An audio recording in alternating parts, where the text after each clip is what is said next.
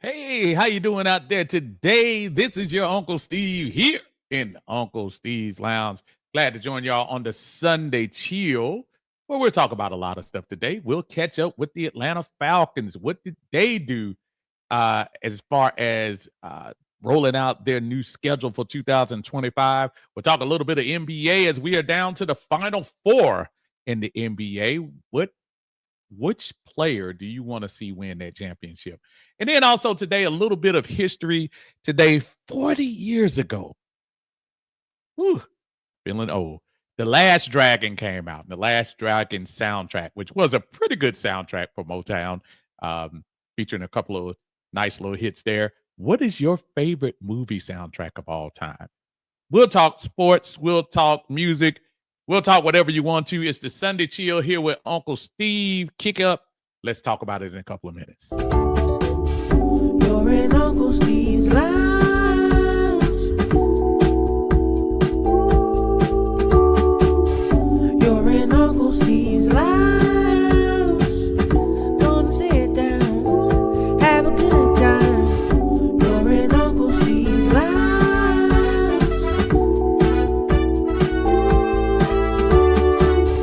You're in Uncle Steve's Lounge.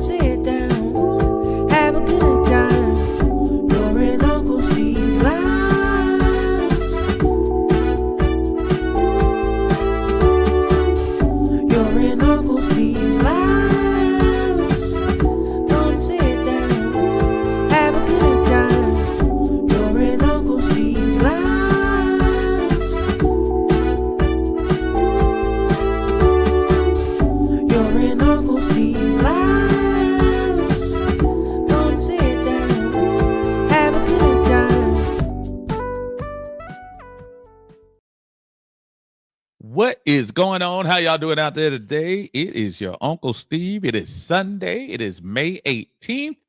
And we are here in the lounge. Appreciate y'all joining us today. If you're on YouTube, thank you for joining us. Make sure you hit that like button on your screen there at the bottom left. Make sure you get this thing out there into the universe. Going to try to see if we can get this channel rolling into that 2000 stratosphere this year, hopefully with 2025 before we get into the Atlanta Falcons 2025 season. We appreciate you. Those of you watching on Facebook, we appreciate you watching as well. Well, we are back, and I know we've been gone like spotty for a couple of weeks. Hopefully we can kind of get back to a regular schedule. I know during the off season it's kind of a little bit here and there, but we're going to try to get this thing regularly cranked out, especially on Sundays and Mondays. Sundays for the Sunday Chill, and then Monday for the Monday Minutia here in Uncle Steve's Lounge. Appreciate everyone out there. Man, we got a lot to talk about. I haven't talked on air yet about the 2025 schedule release. Obviously, we knew who we were going to play, but a lot of the, talk about when everything is scheduled. Now, I did notice, I know we were talking about the Germany game, and everybody is, kind of pumped up as far as that's concerned, as you should be. That's in Berlin. I don't know. I don't know. Everyone asked that same question. Are you going, Steve? Are you going? I have no idea. I really don't. You ask me right now, I say, maybe. We'll see. Berlin doesn't have the as England did for me. Loved the England game. Got a chance to go with my family over there. That was very exciting. The result did turn out as good, But it'll be interesting to see how many people make that trip over there. But other than that, pretty basic schedule. I know everybody's making a big deal about the bye week early, and when you think about it, the last 2 years we've had late buys. So this isn't a shot that now they're gonna make us pay for. They said, Falcons, we giving you those late buys and y'all have done nothing with it for the last couple of years. So with that, we're gonna make you guys at least pay for that. So we'll see.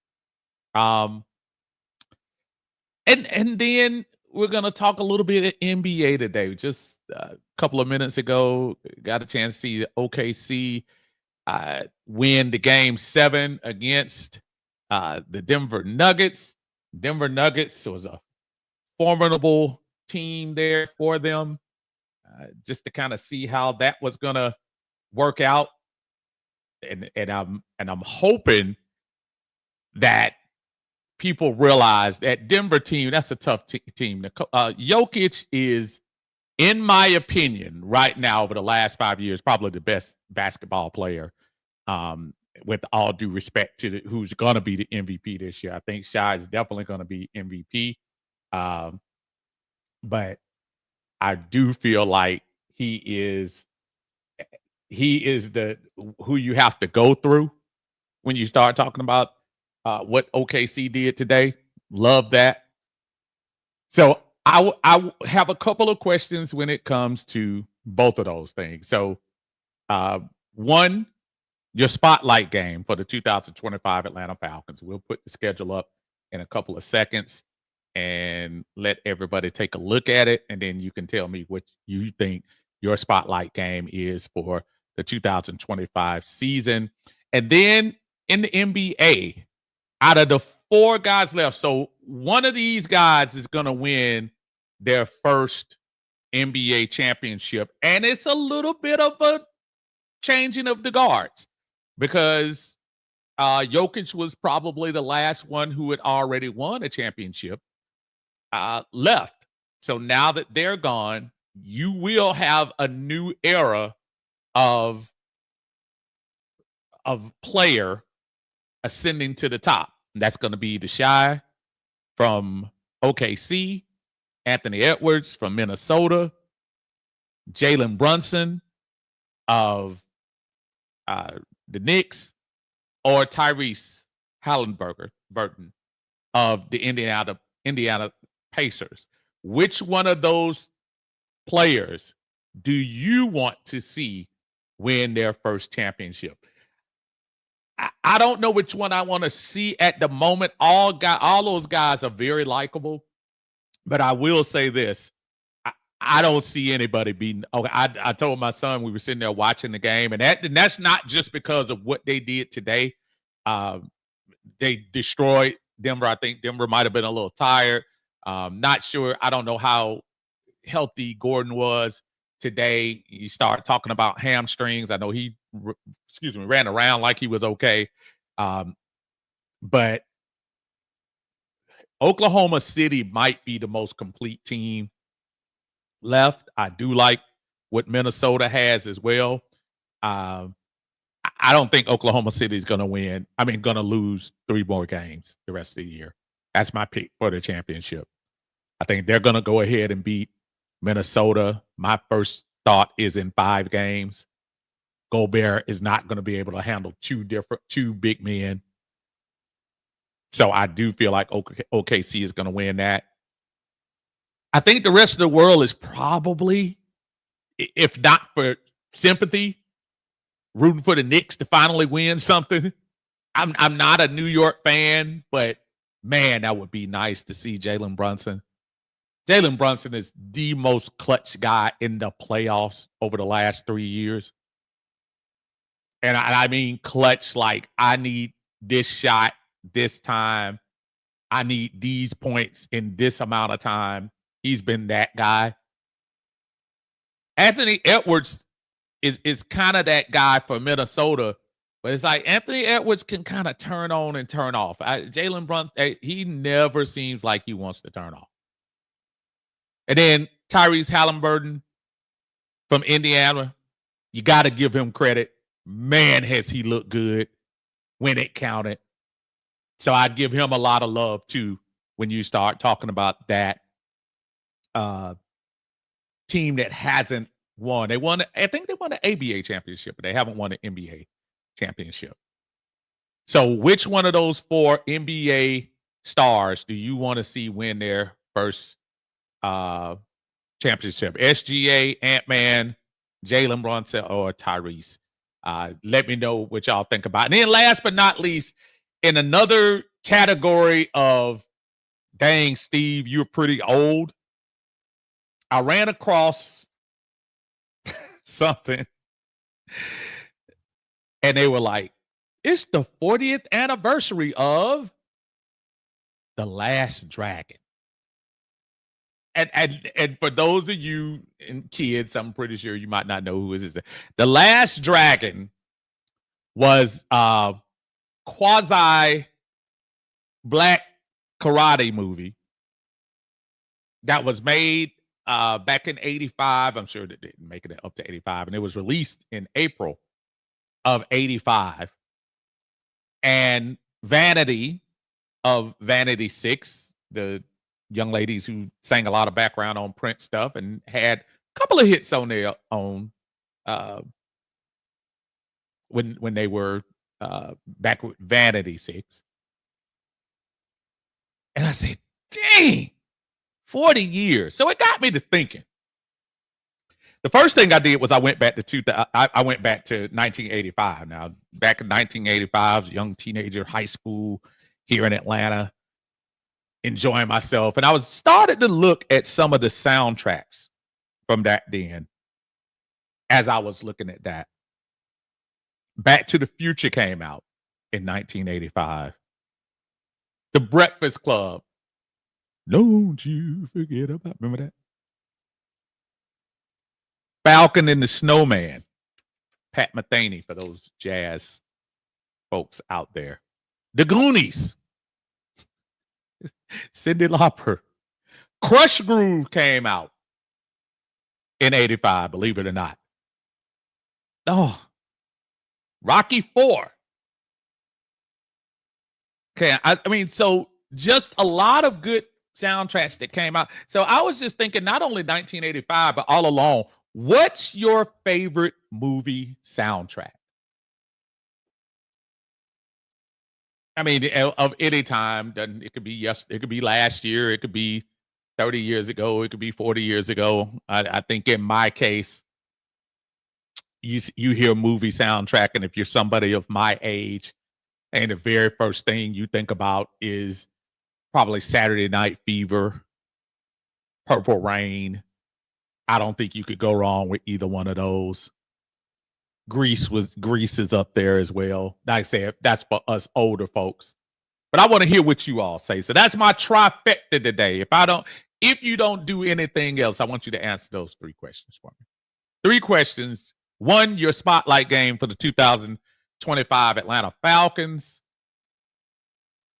Question number two, which of these four stars in the NBA do you want to see win their first championship? Somebody's going to win their first championship. One of the stars, not any of the supporting cast. One of the stars in SGA, Anthony Edwards, Jalen Brunson, or Tyrese Halliburton is going to win their first NBA championship. Which person do you want to see? And last but not least, your favorite movie soundtrack. Want to hear all of that for you. Again, don't forget, as y'all come in, make sure y'all push the like button for me. Really appreciate that. Thank you for joining me today. And I do see a super chat coming right off the top. That's my buddy, John Harris, with the eye test. Y'all make sure y'all check out the eye test mostly on Wednesdays at late night hours when I'm usually asleep. Appreciate you, my friend.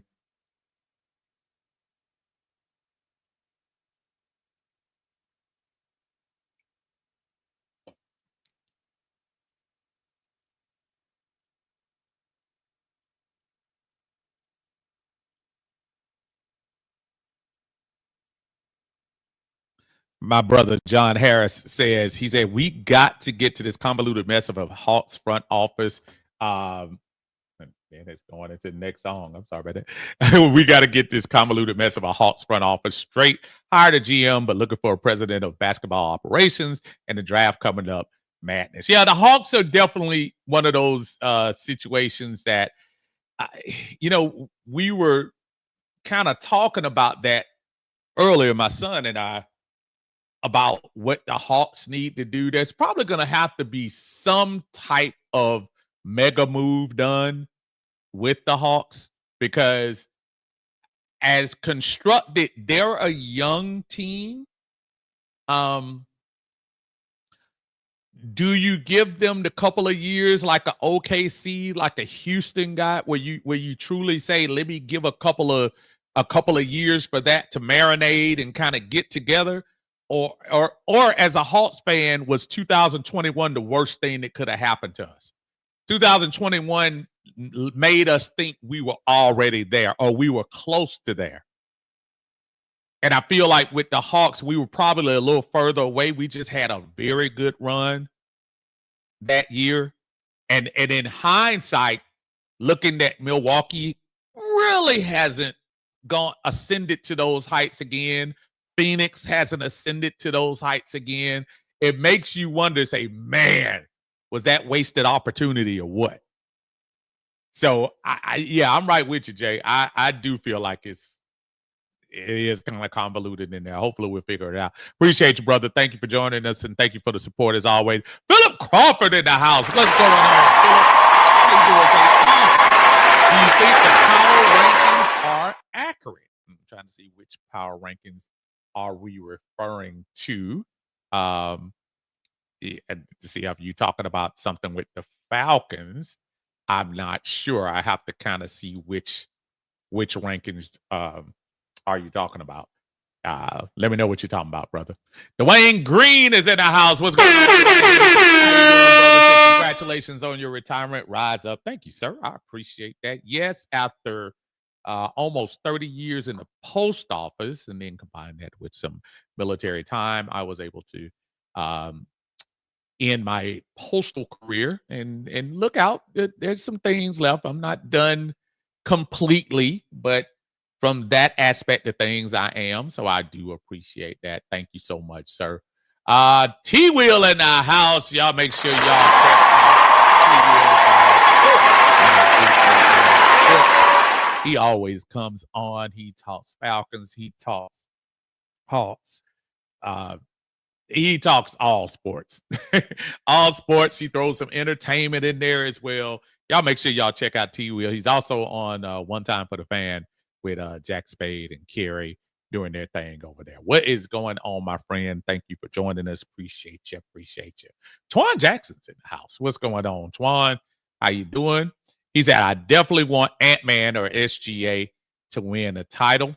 I would think the NBA, the way you see them marketing, it really does seem like they really want Anthony Edwards to be that guy. I think SGA, while SGA just goes about his business and does what he does, I think they want a personality. And I think Ant-Man is that personality. So it wouldn't shock me to see that they want that. Dre's in the house. Thank you for joining us here on Uncle Steve's Lounge. My boy, Georgia, Texas. The new era is here. The Atlanta Falcons will rise in 2025. I believe so too. I think you're looking at that schedule as we'll look in a couple of seconds. As pretty good schedule, and I think we got a chance to do some things this year when it comes to them.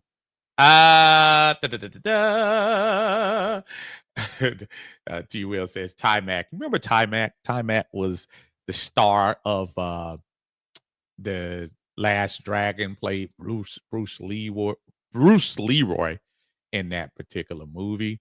Brian Cornelius is in here. What's going on, Brian? Brian says the 1989 favorite soundtrack. A lot of people like that. Prince. That was kind of an underrated soundtrack because everybody kind of jumped on. Remember the Bat Dance? That was actually a big #1 hit. But that album was pretty good. Eyes of Orion, Vicky Waiting. Wasn't Scandalous on that? Wasn't Scandalous on that one? Or not? I think it was. But that was a really good soundtrack when you think about that.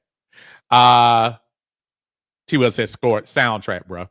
Yeah, score. I can go into the instrumental things of that now, but more soundtrack, to be honest. Jeffrey Byron, Dennis is in the house. You can't go wrong with Goldfinger either. That's a good one. That was actually a really good one. Good job. T Will says his soundtrack was Love Jones. Was that was Dion Fat? Was that Penny with a Hole in It? Was that song? Was that song on that soundtrack? I think that was on that soundtrack. Hopeless. I think it was. I think it was. Let's see. T Will says Spotlight 1, Falcons versus Commanders. Yeah, that's a good one. That's a good one too. And then he also says Anthony Edwards, he's a Georgia boy. Yeah, I know, but I mean that's not going to do it much for me. But I like Anthony Edwards. But yeah, I guess that's one reason. John Harris comes with notes. He said, didn't hear the super chat, but man,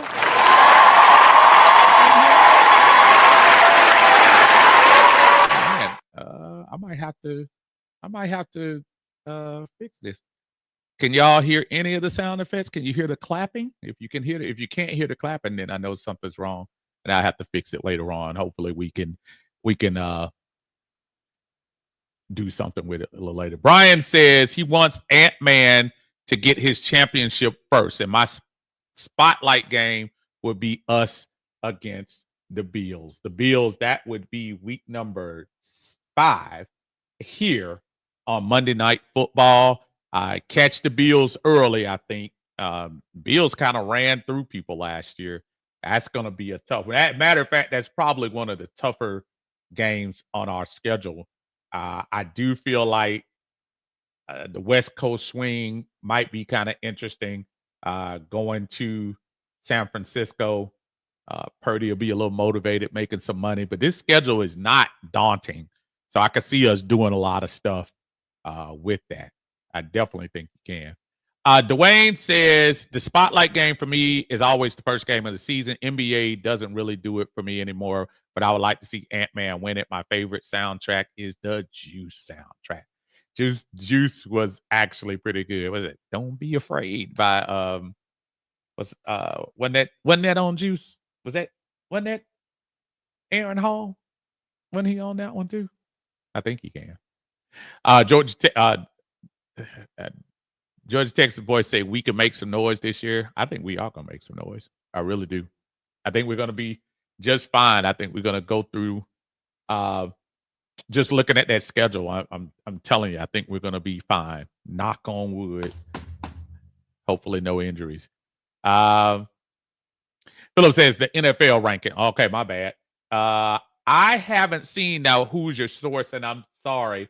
I know I was seeing something on ESPN at one point where they did have us like number 20 something at one time, which kind of doesn't surprise me. Look, the NFL is not going to give us any love until we win something, or better yet, till we get to the playoffs. So I kind of don't blame them in that sense. You got to win to get respect, man. You got to win. Dre says the Life soundtrack. That's actually a good one too. That's actually a good one. I used to love Keep Your Head Up. Was that Wyclef? Wyclef did that song? Yeah, Wyclef and Bono, right?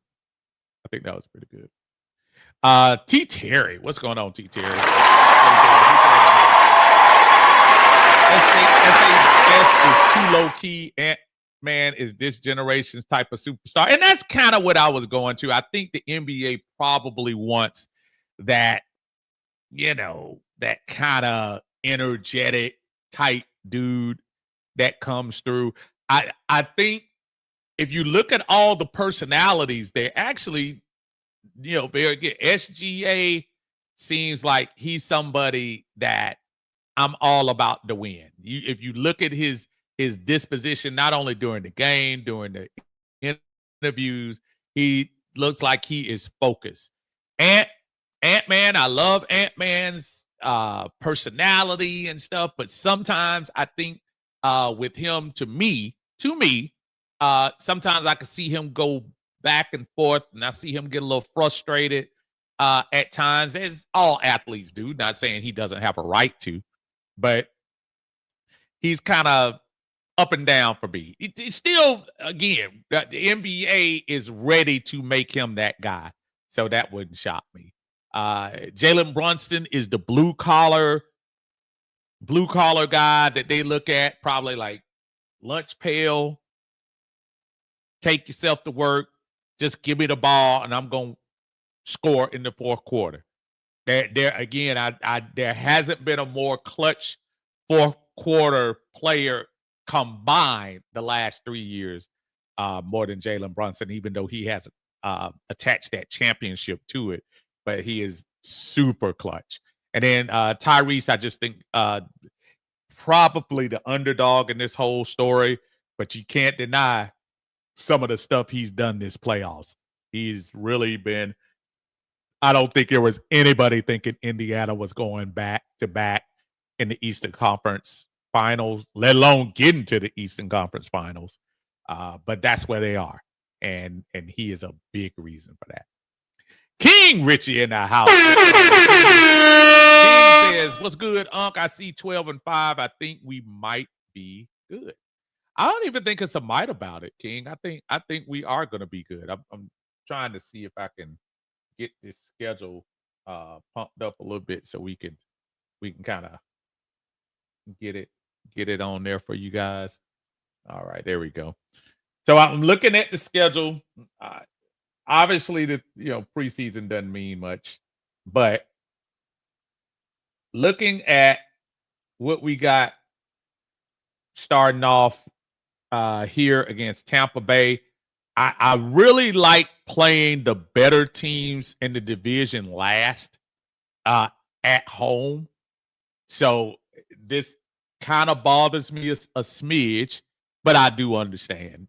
Tampa Bay here kicking off the season. It would be nice to get a win. We're 4-2 against the Buccaneers over the last 3 years. So, I mean, maybe we can take some of that momentum into 2025 and start the year off right. Right off the bat, I'm concerned because we just never play well in Minnesota. And Minnesota is the second game we have that year. We have them on Sunday Night Football, which is going to be interesting. It'll be interesting to see what we end up doing with that team. Minnesota with J.J. McCarthy, but you still got to get somebody to check Jefferson and Addison and Hawkinson. They have an outstanding receiver core there. Week 3, Carolina Panthers. Look, I know everybody was a little bit hyped about how Carolina was looking at the end of the year. I like the fact that we kind of get a little bit of a road start in 2025. That could be a team that you can measure yourself against during that year, because I do think it's a good chance that we could start 2-1, and that would be the game to do that. The game I circled, and I'm just so surprised that the NFL, we were talking about the younger generation things and stuff like that. I was really surprised that they didn't put the Commander game in prime time after what the two young men did last year on Sunday Night Football in the overtime game. You got that little glimpse of Michael Penix. And then, of course, the star around Jaden Daniels and his mom. That Hope I just thought that was made for another Sunday night rematch here in Atlanta, but I guess the NFL said kick rocks, and they give us that game. So I mean, we got 5 other ones, so no need to uh, get upset. Matter of fact, the next game we play after that will be a bye after that Washington game. So that first 4 games is going to be crucial. You can't go less than 2-2 in those first 4 games. You got an early bye, and then you come back and you bring the Buffalo Bills here to town, and hopefully they won't be hitting a stride at that time. The reigning MVP and his team come in and they play us on Monday Night Football, and that's actually one of those early games too. Looks like that'd be a doubleheader game. So that game starts at 7:15 here in the Benz. Then we go out to the West Coast, prime time back to back. We go out to San Francisco and play them on a Sunday night at their place. Again, the highly paid Brock Purdy now. And look, and for everybody, just for the record, yeah, Brock Purdy was gonna get that money. Look, y'all, $40 to $50 million is the ceiling. Not ceiling, I'm sorry. $40 to $50 million is what the successful quarterbacks do. I don't care where he got drafted. He's been to should have been to 2 Super Bowls, got hurt in one of the NFC Championship games, and then made it to the Super Bowl. Brock Purdy he at least deserves that for what he gave to them. At least. Got 2 more people coming in doing stuff with CJ is in the house. What's going on, Henderson is again, as y'all coming in, make sure y'all hit that like button for me. Make sure we put this thing out here in the atmosphere here on Uncle Steve's Lounge. Getting back to the schedule, Miami, we go week 8. We have them here. Miami is one of those teams. It's just going to be kind of interesting to see what they are all about. I don't know,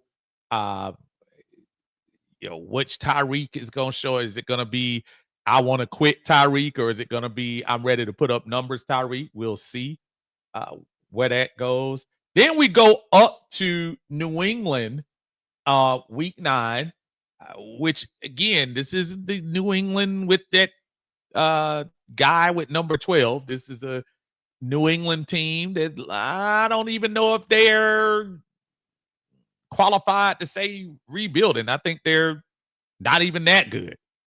So I love what we should be able to do up there with New England. Then we go to Berlin on November 9th. The Colts, who we play, the Colts are a little bit dysfunctional, so we'll see how they are. Come back from that, which is strange because a lot of times when you have those overseas games, most of the time you come back, you get a bye.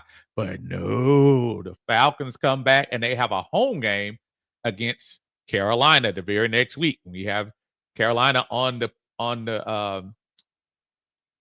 docket on the 16th of November. Then we have New Orleans on the road, which I love this because this will mark the first time in 4 years that the Falcons haven't played New Orleans on the road last. The last 3 years we've been Atlanta at home first, then New Orleans at their place. So they finally switched that up. So I'm kind of glad that happened. Then we fly right back up to New York, New Jersey, I should say, and play the Jets on the last weekend of November. Then we get into what I call is the make or break part of the season. Seattle here at home, and y'all know what they did to us last time. So let's not overlook Seattle. A Thursday night game, prime game, looks like for us at Tampa Bay. Tampa Bay will be looking for revenge for that sweep last year. Then we play Arizona, which Arizona is one of those teams that I just never can predict what they're going to do. Arizona is Kyler Murray. It just kind of depends. Now, I know he got one more year with Marvin Harrison Jr., so let's see how that works out. And then the LA Rams who came the closest to beating Philadelphia on their run last year, and a lot of people think they should have in the snow last year or early this year, I should say, on December the 29th. And we have the Saints here at home on the last game of the year, which with the hopes that is either a clinching game or a game that we can rest the starters because we've already pretty much dominated the season. I'm just going to tell you what the losses I see right now, without going through all of the wins, because I think we're going to have plenty of them. We just never beat Minnesota, and I, as much as and making it clear that I root for the Falcons for every game, we just never have luck in Minnesota. So I'm going to take that September 14th as a loss in there. Buffalo Bills are not a bad team. That team scares me, even coming off of a bye. I don't think we're in the league of Buffalo right now as far as a team. I hope we are, but I look at that as a second loss. Believe it or not, I think we go back to back on the losses. I think Buffalo is a tough team, and then we fly out to Frisco the next week on Sunday night. The good news is I think we'll be probably 3-3 by that time, but the bad news is that's not a good back-to-back, probably the worst back-to-back we have of the year. The great thing after that is it actually is kind of smooth sailing pretty much for that. I'm going to just for the fact of giving us the rivalry and what it means, that 425 game in New Orleans, and don't ask me why they moved that to 425 on week 12. New Orleans has this tendency, until I see the Falcons break that kind of lock that New Orleans has. We have not swept New Orleans since 2016. Believe it or not, that is crazy, but we haven't. And I think that's one game that we look at as our fourth loss.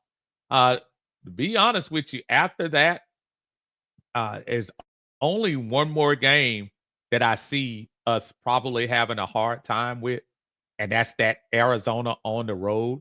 I do feel like Arizona is just kind of quirky enough to beat us. Doesn't have anything pretty much to do with that team aside of going to the West Coast.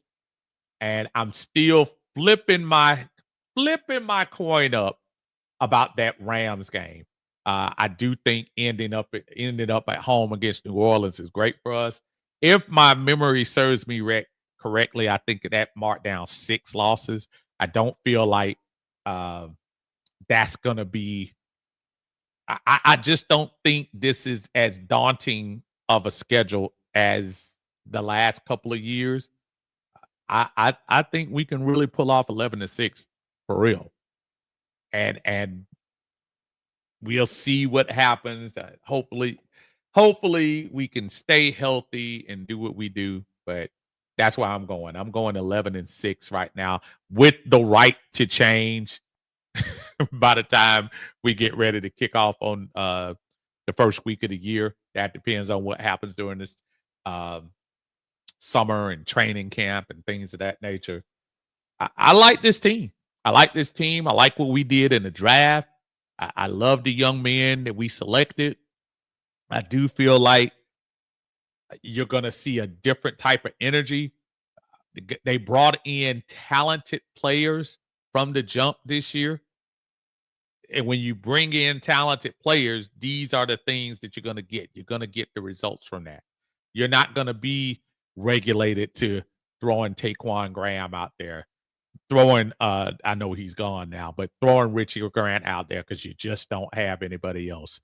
Throwing linebackers out there that really shouldn't be out there. Now you're going to have some competition. Linebacker room is going to be interesting to see what happens there. Somebody's not going to be on this team. J.D. Bertrand, Troy Anderson. Somebody ain't going to make it. They didn't bring Diablo in here to sit on the bench. Not for that money. He's going to be playing.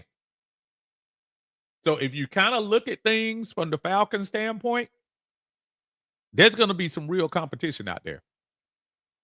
John Higgins is in the house. What's going on,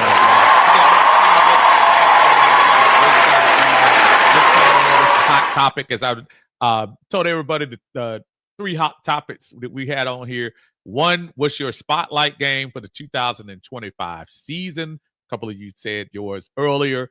Basketball question. We're down to the Final Four. We are going to have a new champion. And more importantly, we're going to have a new face representing the NBA going into the year. It's either going to be SGA, Ant-Man, Jalen Brunson, or Tyrese Halliburton. Which one of those guys do you want to see win their first championship? And then last but not least, your favorite movie soundtrack. I mentioned that I started it by saying The Last Dragon came out 40 years ago. And it just got me to thinking, man, I said 40 years ago. So how many good soundtracks there are out there? So what's your favorite soundtrack? So I put that out. If I'm gonna do something I normally don't do, and I'll bring y'all in to answer those questions if you can. But we're gonna let y'all come sneak in here if you would like, and if you want to give me those 3 on air, you can. Just hit the link there, and we'll bring you up, and we'll talk about it for a quick second and see what you like as far as those 3 questions are concerned. We were talking about that as far as the talent is concerned this year. I mean, look, y'all, this should be probably one of the most, I don't know, one of the toughest camps for those. I don't want to say not to. I mean, listen, they're playing in NFL, so they're talented. But at least, you got some real. Pierce looks like a beast. And Javon Walker, Jalen Walker, I'm sorry, he's gonna be pretty good as well. We got coming in here. John Higgins says, okay, New Jack City. Oh my goodness. New Jack City soundtrack. I forgot all about that. Now that's a good soundtrack. The introduction to Color Me Bad, the little For the Love of Money, Living for the City thing with Troop Levert, Queen Latifah, don't forget about her. And then Christopher Williams was on that too, right? Oh, that's a good one. He said he's going for Tyrese to get that first championship. I hear you. I hear you on that. I hear you. And then he said those first 4 games for the Falcons, meaning Tampa, Vikings, Panthers, Washington. That's actually pretty good. All 4 in NFC games, 2 conference games. All 4 NFC games, 2 division games. So you got to get out to a great start. And I'm telling you, I'm sorry. I look at these things through some different lenses, but that Buffalo, San Francisco back-to-back kind of scares me. Glad it's early, but those 2 games kind of give me the willies a little bit starting up, but hopefully we'll have some stuff in the pack. Deanna says, hi, Deanna says the Boomerang soundtrack. Boomerang soundtrack, man. That, I mean, you start talking about now, that's gonna age you. Because I was 90, had to be 92, right? 92? Because I know I was in Germany. I know for a fact I was in Germany. So that had to be 92, 93, something like that. And then my brother Tidy's in the house. He said, y'all make sure y'all check out Tidy on Atlanta Bird Gang, man. That's my buddy who did our draft this year for one of the first times. Not only, that's the crazy thing, for the first time we had a good draft, then we ended the draft before the first round and didn't even get a chance to get back and see James Pierce, but hey, it's all good. But y'all make sure y'all check out Tidy on Atlanta Bird Gang. He is on all the time, get some good content on there. He said his favorite movie soundtracks, so many. Sunset Park, Murder Was the Case. Murder Was the Case, man. That was, man, the show Above the Rim. I look, man. I'm trying to tell you. And you got some good ones. You got some good ones on there. I got one guest coming in here. That's my buddy King Richie is in the house. What's up, King? How you doing, brother? What's going on a Sunday chill for you, my friend? Man, I'm gonna be honest.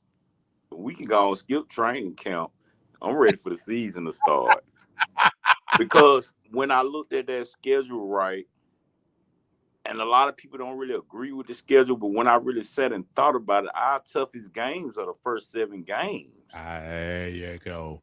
That's why they see one Yes, thing sir. that people forget is last year, I see sort of what the NFL did. Because I'm gonna be honest, this the first year in a long time I could say the NFL sort of, we say they don't like us, but what it is it's like you said, they know we got the team to be in the playoffs. Because honestly, I'm gonna be real about it. I ain't even mean to be long-winded about the Oh, Falcons. you good, King. Keep talking, bro. But at this point here, the only thing can really fail us is coaching. If you look at this roster, we didn't have a bad roster last year. We had a bad defensive coordinator, which I still blame a little bit of Raheem on, because I really think Raheem wanted Ulbrich from the start, and that's why you didn't go get no real defensive.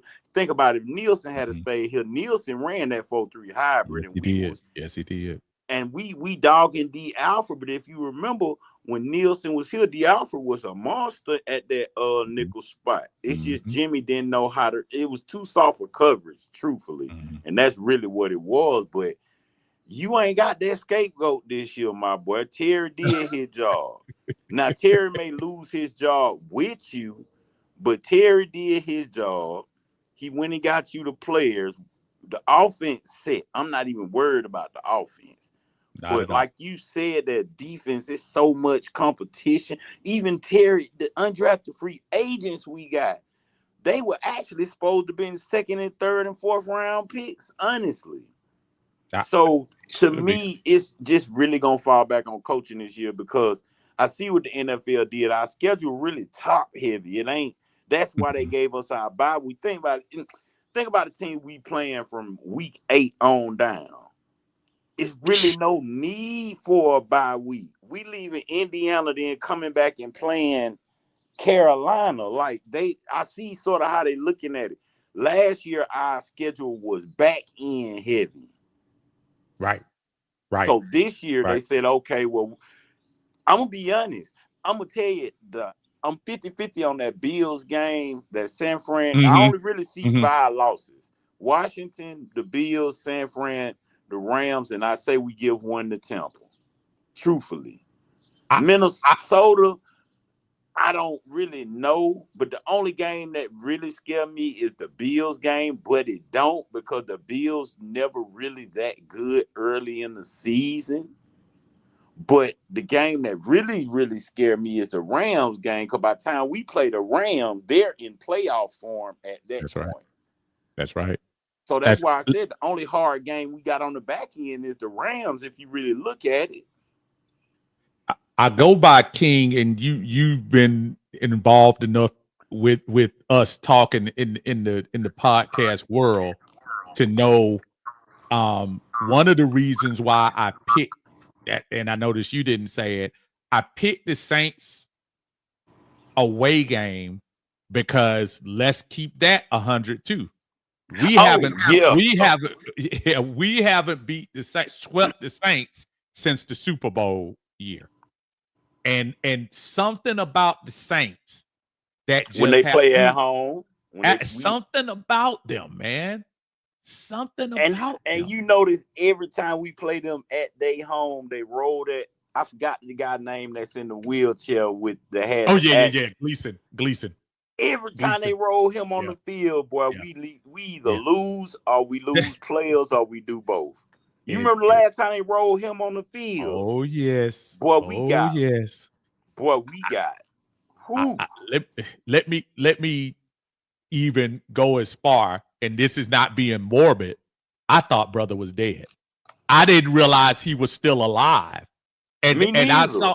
I said to myself, I said, well, hold on, because that was the brother that blocked the kick against Atlanta and kind of changed New Orleans' fortunes the first game after Katrina. That was the guy that blocked the kick. So he's always gonna have a place in everybody's heart. I thought he had passed away. And then next thing you know, guess who's out here as our honorary captain? Steve Gleason. I was like, wait a minute. I said, the way they were talking about him, you thought he was dead. You thought he was. I thought he was. So I go back to that and not just say, yeah, man. I just really feel like that they do that with you. But I'm gonna go back to what were your 5 losses again? I just want to make sure I recap it right. LA. The Bills. Mm-hmm. Maybe Washington, but I'm gonna just say that's these the toughest teams I really just see us playing. Washington, the Bills, LA, the San Francisco, and I say we dropped 1 to Tampa when we gotta play Tampa at their house. That's crazy. The only reason I don't really say the same, cause man, they got people, they got their fan making rap songs right now. Like they really now. I will say, I say that because of it's their draft picks for me. Now, had they went, because to me, you really need to get rid of that old defense you got. Because that was the only thing that really used to keep the Saints in games was because one thing I cannot take away from the Saints is they kept with Dennis Allen as their defensive coordinator, they kept a good defense. But now with their defense being old and you talking about throwing the rookie out there, and he ain't the best rookie, but he ain't no slouch neither. I went and watched a couple few of his games when he on. He just a pure pocket passer. Don't expect no running out of him. Here's what I'm going. Here's my only. Nothing you said was wrong. Remember last year when we went to New Orleans, we had come off beating Dallas. We had destroyed Tampa Bay. And they had lost 7 in a row. They had fired Dennis Allen. They had a freaking special teams coach as their guy. And we didn't win that game. There is something about that voodoo in New Orleans that they always find a way. If they don't win one game, they'll go 1-16. But if they win that one game against the Falcons, that's their whole season. That's the only reason I put that game. Hey, and I do feel like you're right about that because I do really see like 11-6. But because one thing they can, the one defense said in one of his posts when they asked him about Matt Ryan and the Atlanta Falcons, he said, "Look, we can beat Carolina, nobody care. We can beat the Bucks. They'll be like, oh, we'll get them next time." He said, ain't nothing like New Orleans versus Atlanta. He said that's damn near college rivalry. Think about that, King. Think about it. We swept the back-to-back NFC division champs last year, and nobody talks about that like they talk about that loss we took to New Orleans last year in the fan base. The fan base, we cool that we beat Tampa twice. But dude, how much more junk would we be able to? Man, they don't even talk about Kirk Cousins 509 yards no more. Right. Not at all, dude. Ain't nobody talking about that. And he was player of the game. Player of the week, both of those weeks. And you know what? That's why I'm not mad about Newsel. You know why? Because what people don't know is when Newsel was in at center, when Darman was 3, off of when he played at center. Right. And a lot of people don't realize that. They think he's just a backup, but you gotta understand. Look how long we've been grooming Newsel since Arthur Smith. Hey, and right now he's cheap labor. So I'm gonna take him like it is. I'm gonna stay right here with me, King. I'm gonna answer a couple of these in here. Deanna says none of the teams scare me. It really falls on us. I think we can go toe to toe with anybody on the schedule. I say a shout out to Carrie. I mentioned her earlier.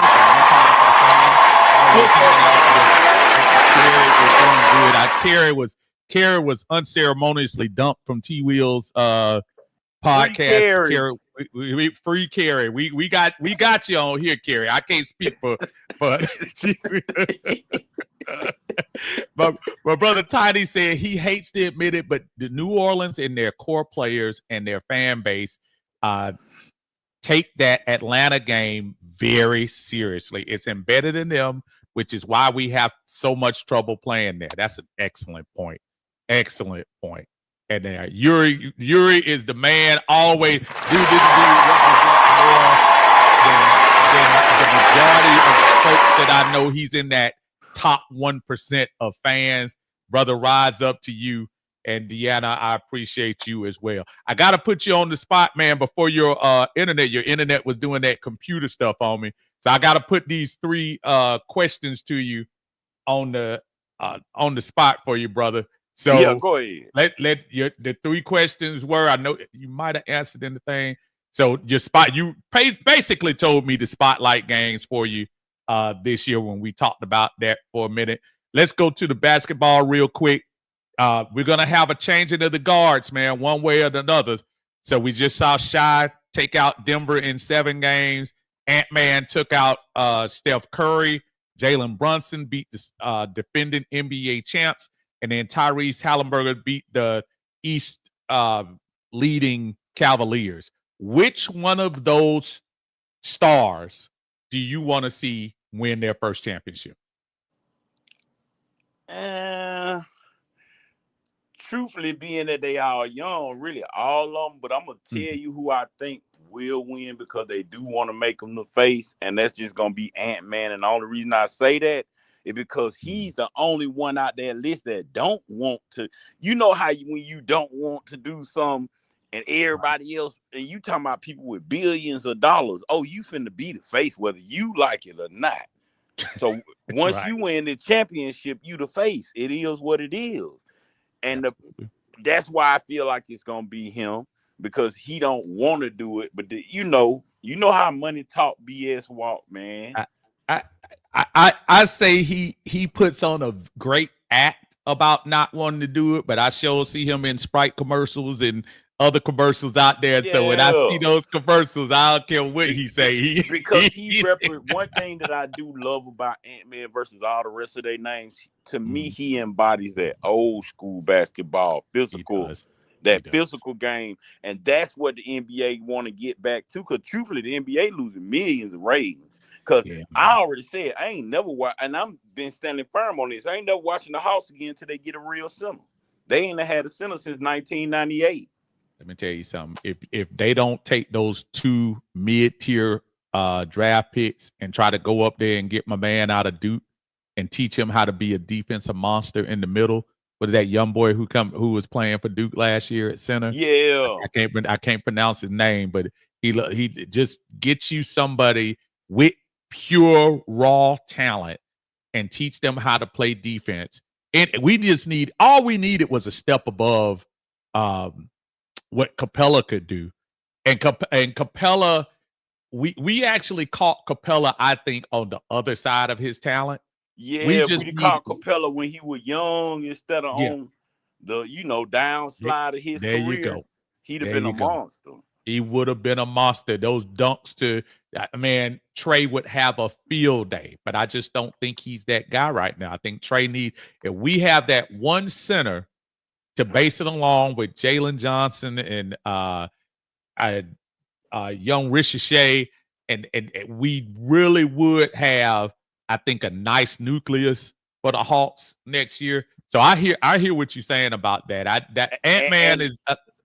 I want to be the first to say because I wanted him out of the Atlanta Hawks as well. But I really now feel like it was a mistake getting rid of Collins because nobody has played the same next to Trey like Collins. I don't know what type of chemistry they had.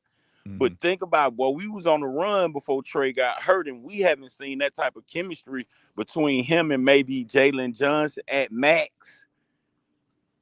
I think what you saw, and my son and I were talking about it when we were watching the NBA thing. You think about what OKC has done. OKC stockpile. SGA is not a young buck. He's younger, but it ain't like he started last year. Yeah. 2 years ago. But you gotta have patience, and you gotta have somebody that's saying, instead of trading off play, I still think, I know a lot of people, is unpopular. I wouldn't have traded DeAndre Hunter. Me neither. I don't think I would have traded. I'm not telling people that DeAndre Hunter was going to be a superstar, but I think sometimes you got to let these young boys develop. And let them develop together. If you looked at what OKC did today and then the games that they won, OKC looks like a well-oiled machine. And I'll tell you right now, I told my son, and I'll tell everybody here, I don't think OKC is going to lose 3 more games, and they're going to win the championship, in my opinion. I don't think they're going to lose 3 more games there. As much as I love Ant-Man, Chet Holmgren, and what's my man name, Hardenstein. I think they're gonna destroy Gobert in the end. Gobert is a liability on offense, and I just think those guys are gonna run to me. And I look at that being a 5-game series there. Even if unless Ant-Man goes on a tear where he scores 50 points, I just don't see. He can, but I don't think he's there yet. Not yet. But you know what, Uncle Steve, you just said something real important. And this don't just go for the NBA. This go for the NFL, too. You just said what the big problem is with a lot of these games and why they losing rating, because they don't give players time to develop like they used to. Remember, Tom Brady at least sat on the bench for what? Maybe at least 10 games. That's why, because to be truthful, that's why to a certain degree I still respect Raheem and Terry and Arthur Blank, because they told you was not, if Kurt hadn't got hurt, but you were not going to see Penix till at least 2027. That's why he wasn't ready, because all they used him for was the scout team, because in their mind, okay, Kurt can get us at least, even we thought Kurt could give us at least 2 years, so there's no need to prep him, give him too much too fast. Just let them run the scout team and get in the rhythm. They were going to take their time with them. But the fact that what you said is so important, they don't give these players time to develop no more. Look at the quarterbacks. If Bo Nix and Jay Daniels hadn't been in college 6 years, you'd be seeing another Caleb Williams. Let's just keep it real. Yes, sir. And I ain't saying Caleb Williams bad, but he only played, 1 season of quarterback, 2 seasons? 2 seasons. Versus Michael, to be honest, I'd have took Michael Penix over Caleb Williams. That's just me. The most scouting had Michael Penix as the second best quarterback in the league. They were just worried about Michael Penix's knees, which, quite frankly, I am too. But as far as talent was concerned, Michael Penix by far was the best overall. Nobody, come on, King, keep it real. Did any of us think Jaden Daniels was going to do what he did last year? Keep it real. Not what he. Now, I will say, I knew he was going to be a force to be reckoned with, but I didn't think it was going to be playoff force to be reckoned with. I'm going to be honest about that. The first year, he had the talent. You could see that at LSU. But if we think about it, how many rookie quarterbacks really pop off like that? That brother was a half step from the Super Bowl, man. And see, that's what I be trying to get. That's why, first of all, I understand the Michael Penix haters because he played for the Falcons. We all know, they know he's a good quarterback. We're not going to listen to him. But in my mind, that's the only thing that irritates me about Raheem, because one thing I know, for one, Michael Penix was a runner-up for the Heisman behind Jaden Daniels. That's right. He done played 6 years of football, plus his high school or whatever else he played, park or rec or whatever.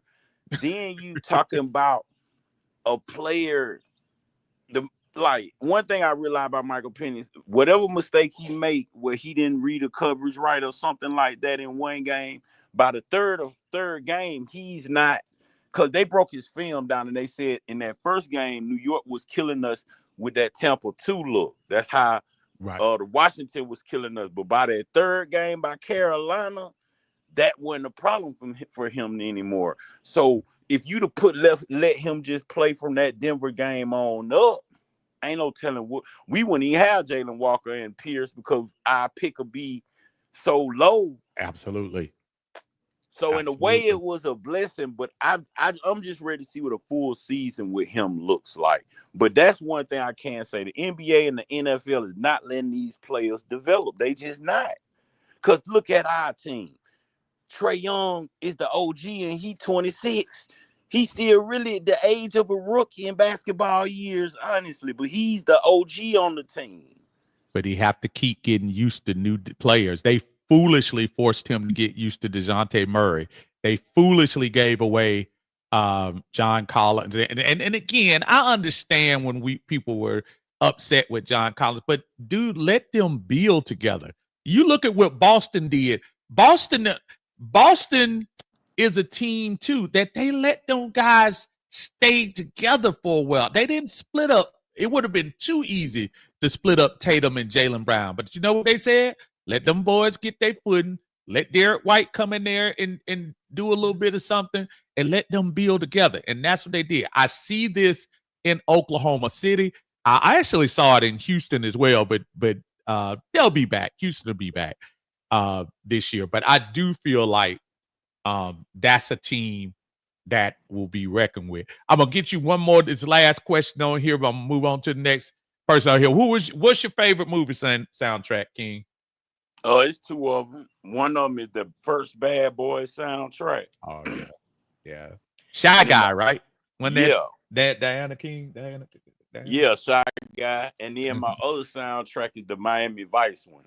Oh man! When they actually made the movie, like in the 90s or early 2000s. Yes, sir. That was on that soundtrack. You had the little instrumental, which was the theme, and then you also had they put the Phil Collins song on that on that soundtrack as well. Even though it was an older song, but they still put it on that particular soundtrack too. That was a good one, man. That's some good stuff. King, I know I'm gonna see you around, brother, on these podcasts, man. I appreciate you, man. Thank you for joining us here in the lounge, brother. We're gonna catch you on the other side, my friend. All right, appreciate you, Uncle Steve. Take care, brother. That's King Richie, man. Y'all take care. Y'all make sure y'all take care of King at any time he come in here, man. He always is giving some good insight on here. Appreciate y'all. I see Augusta Gator is in the house. What's going on? Wolves is a great soundtrack as well. And Lisa Shepard is here. What's going on, Lisa?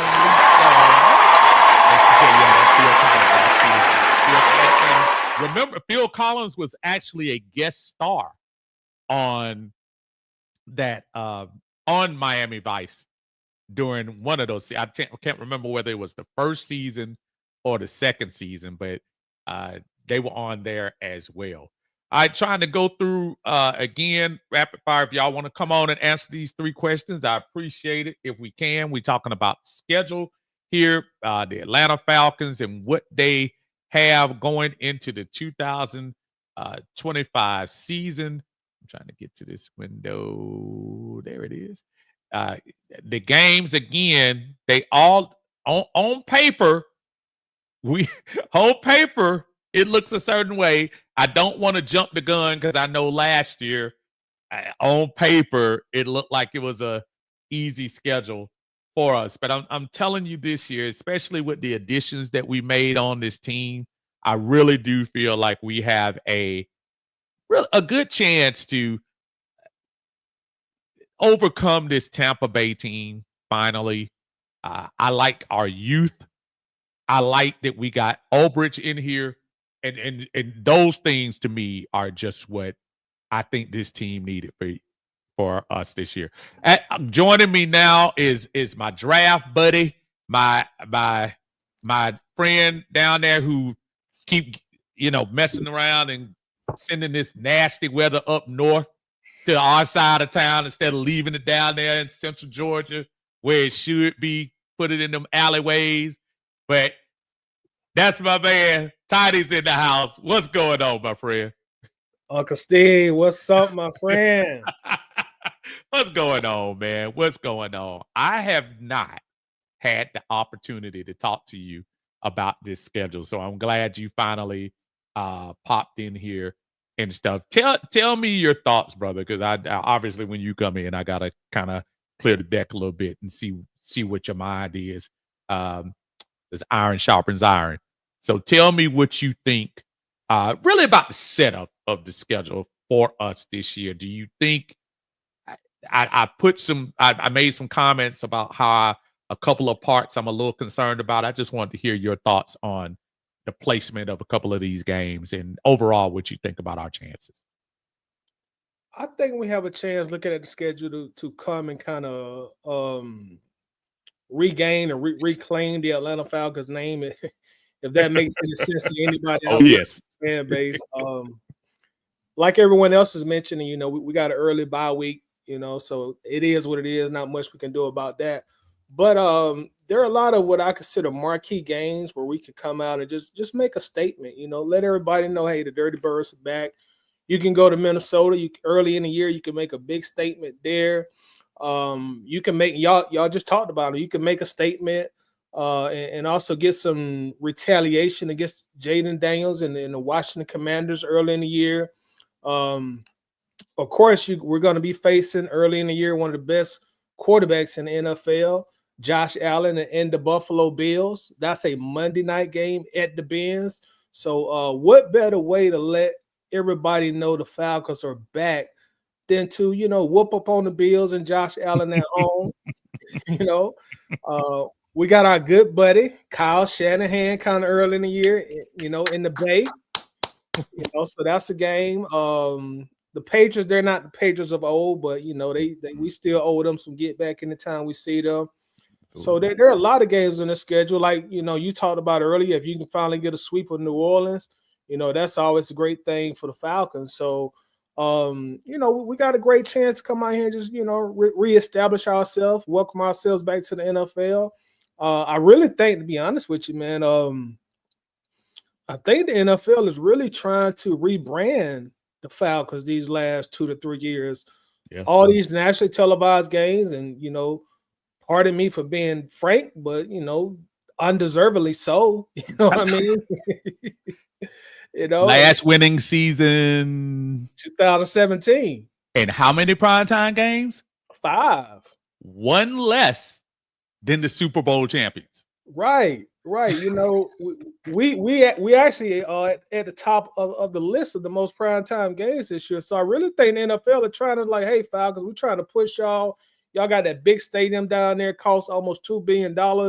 We trying to fill these seats up. You got your new quarterback starting. You drafted 2 pass rushers in the first round. So we're trying to push y'all. We're trying to help this national brand. So, let's go, Atlanta. So, hey, let's see what we do with it, Steve.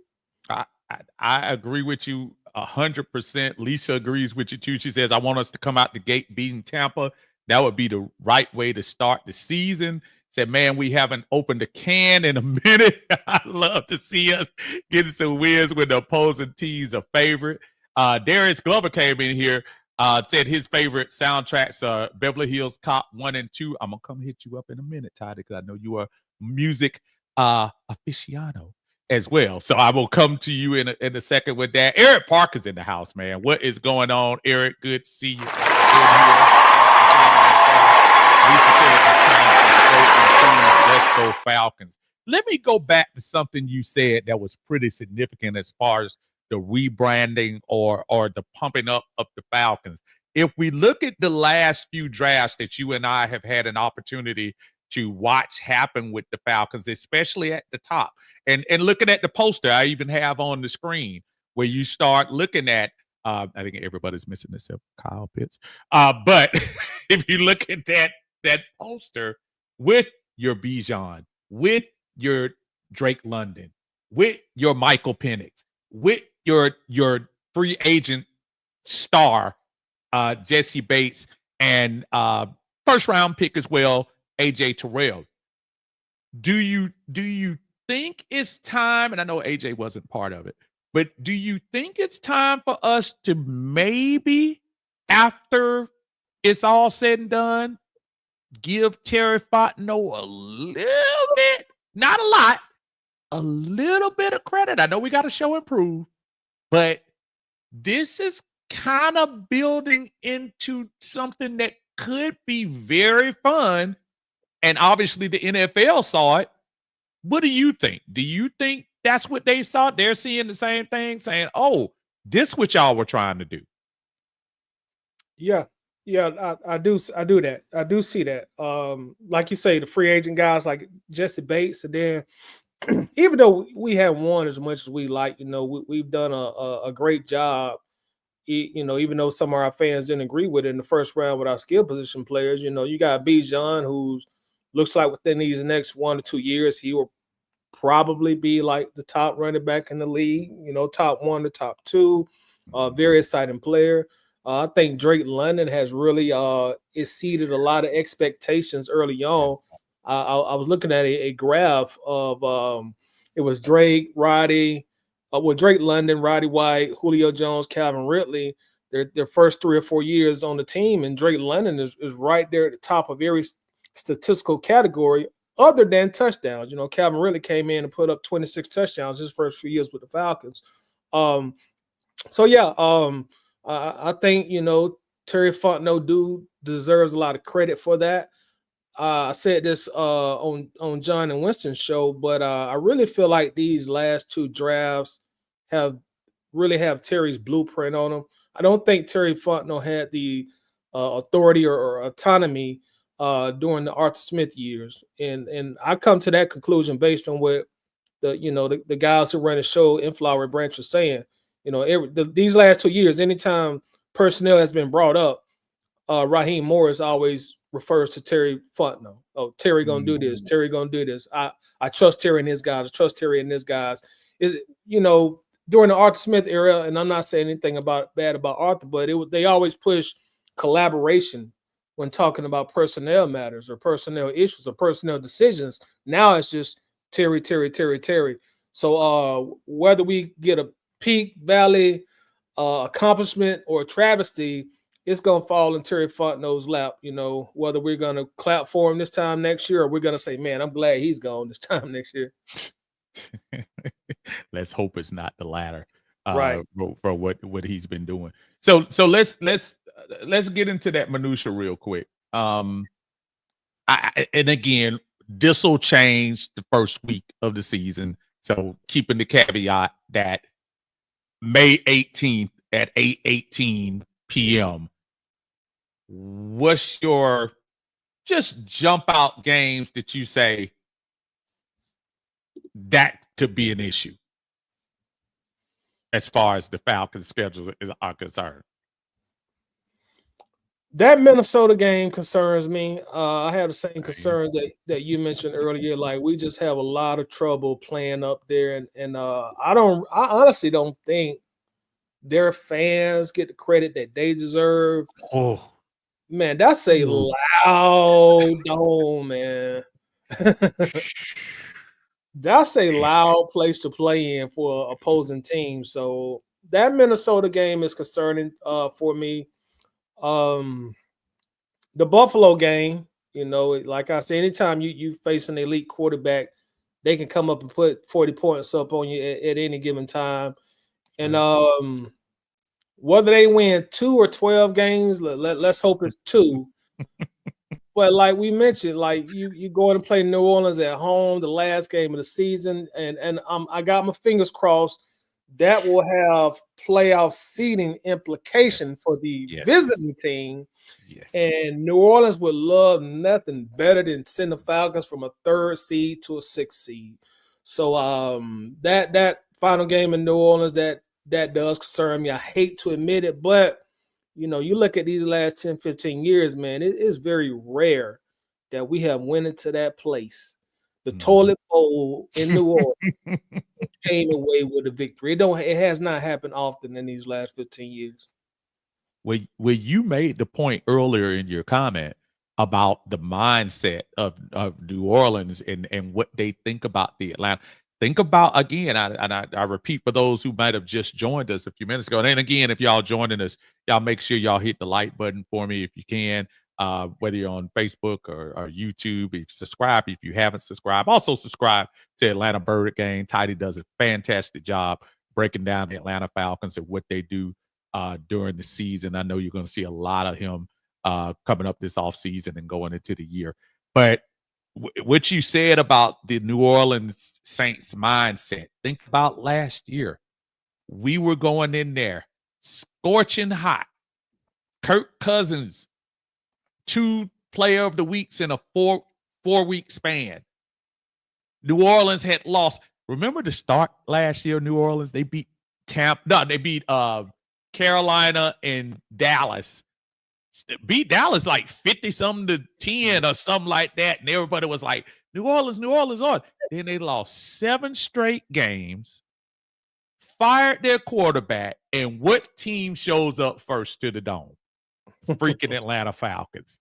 And of course, they play up their whole season to beat us that game. So that's one of the reasons why I kind of look up as a hiccup for them. That last week, Tidy, that Cardinals LA, the Cardinals are just one of them. Man, Kyler Murray, man, he can do his games I see with him, and I say, man, how does he lose? And then there's other games that I say, why is he a quarterback? And I look at that back to back with them and the Rams. The Rams are up and coming defense.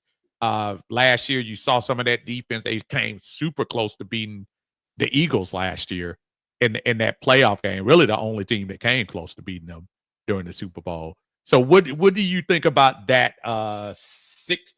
Week 16 and 17 game back to back against the NFC West.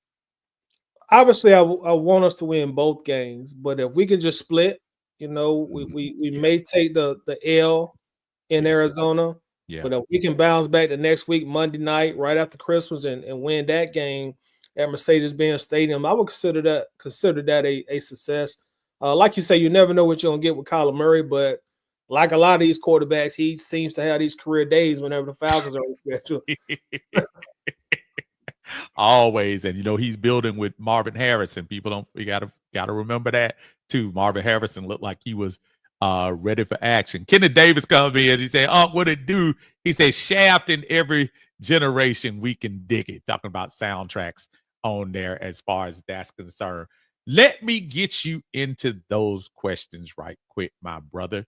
So let's talk. The first one, we just talked about the spotlight games for the Atlanta Falcons. Let me go to a question. Now, I know you know a lot about basketball. You know a lot about sports, period. So we just saw Shy clinch the game against Denver, which I thought was a hard-fought series. Jokic might be the most underrated elite player in the league, dude. I just never count that brother out. But we are going to have a changing of the guard as these 4 guys that I'm about to mention are going to win their first championship, whether it's SGA, whether it's Anthony Edwards, Ant-Man, Jalen Brunson, or Tyrese Halliburton. Of those 4, which do you want to see win their first championship? Hey, man, I got to put my bias on Front Street, man. I want the hometown guy to win. I want Ant-Man to win. Ant-Man is Atlanta through and through. You hear him talk. You hear him walk. You watch the swag. That's Atlanta. That's Southwest Atlanta, Georgia, through and through. So I would love for the hometown guy, Ant-Man, to do it. Not only is he from Atlanta, he went to school, University of Georgia. So I want that good karma for the home guy to win, and maybe he could sprinkle a little bit of that down to the guys that play on Northside Drive and get them on the right track. So let's go Ant-Man. I'm rooting for Ant-Man. Did you say Trey Young trade. But but It's probably coming. yeah, hey, yeah, Minnesota will never do that. I I hear the consensus for that. I've done a lot of people have said Ant-Man as well. I also think if you look at this list, there's just something about him kind of representing, as King was talking about, a little bit of that old school type of player as well. He embodies that. But these are four different personalities. Look at Shy, who seems to be the team player. I don't know if you're watching the game and look at his intent. Dude seems to be on one level. He never seems to lose his cool. I always see him there. Ant-Man, exuberant. When the energy is flowing, it's flowing. Jalen Brunson, and in my opinion, has been the most clutch playoff fourth quarter guy in the last 2-3 years, whether it was with Dallas or whether it's been with New York. And then Tyrese, the things he's done without his dad in this arena have been outstanding as far as, last second shots. Just I don't know. I'm going to lean towards Shy because I do believe he has the best complementary team with him. I look at that depth. But for the record, I do think whoever wins the Thunder Wolves is going to be the champion because the Wolves have a deep bench too. But those guys just look like they're ready to me. And I think Shy's going to be that guy. Jalen Brunson is my secret wish he would, even though I don't want to root for New York. But he's just somebody, man. If you just see, dude, he just looked like when I get the ball, I'm going to score. You got to stop me. And Tyrese just might not have, to me, he might not have the personality right now. And then his dad keep punking superstars like he did Giannis in that first series when he faced him on the court. But that's where I am with that. I think SGA is gonna pull it off. I do. Is that your choice to win it all, or that's just who you want to win the championship?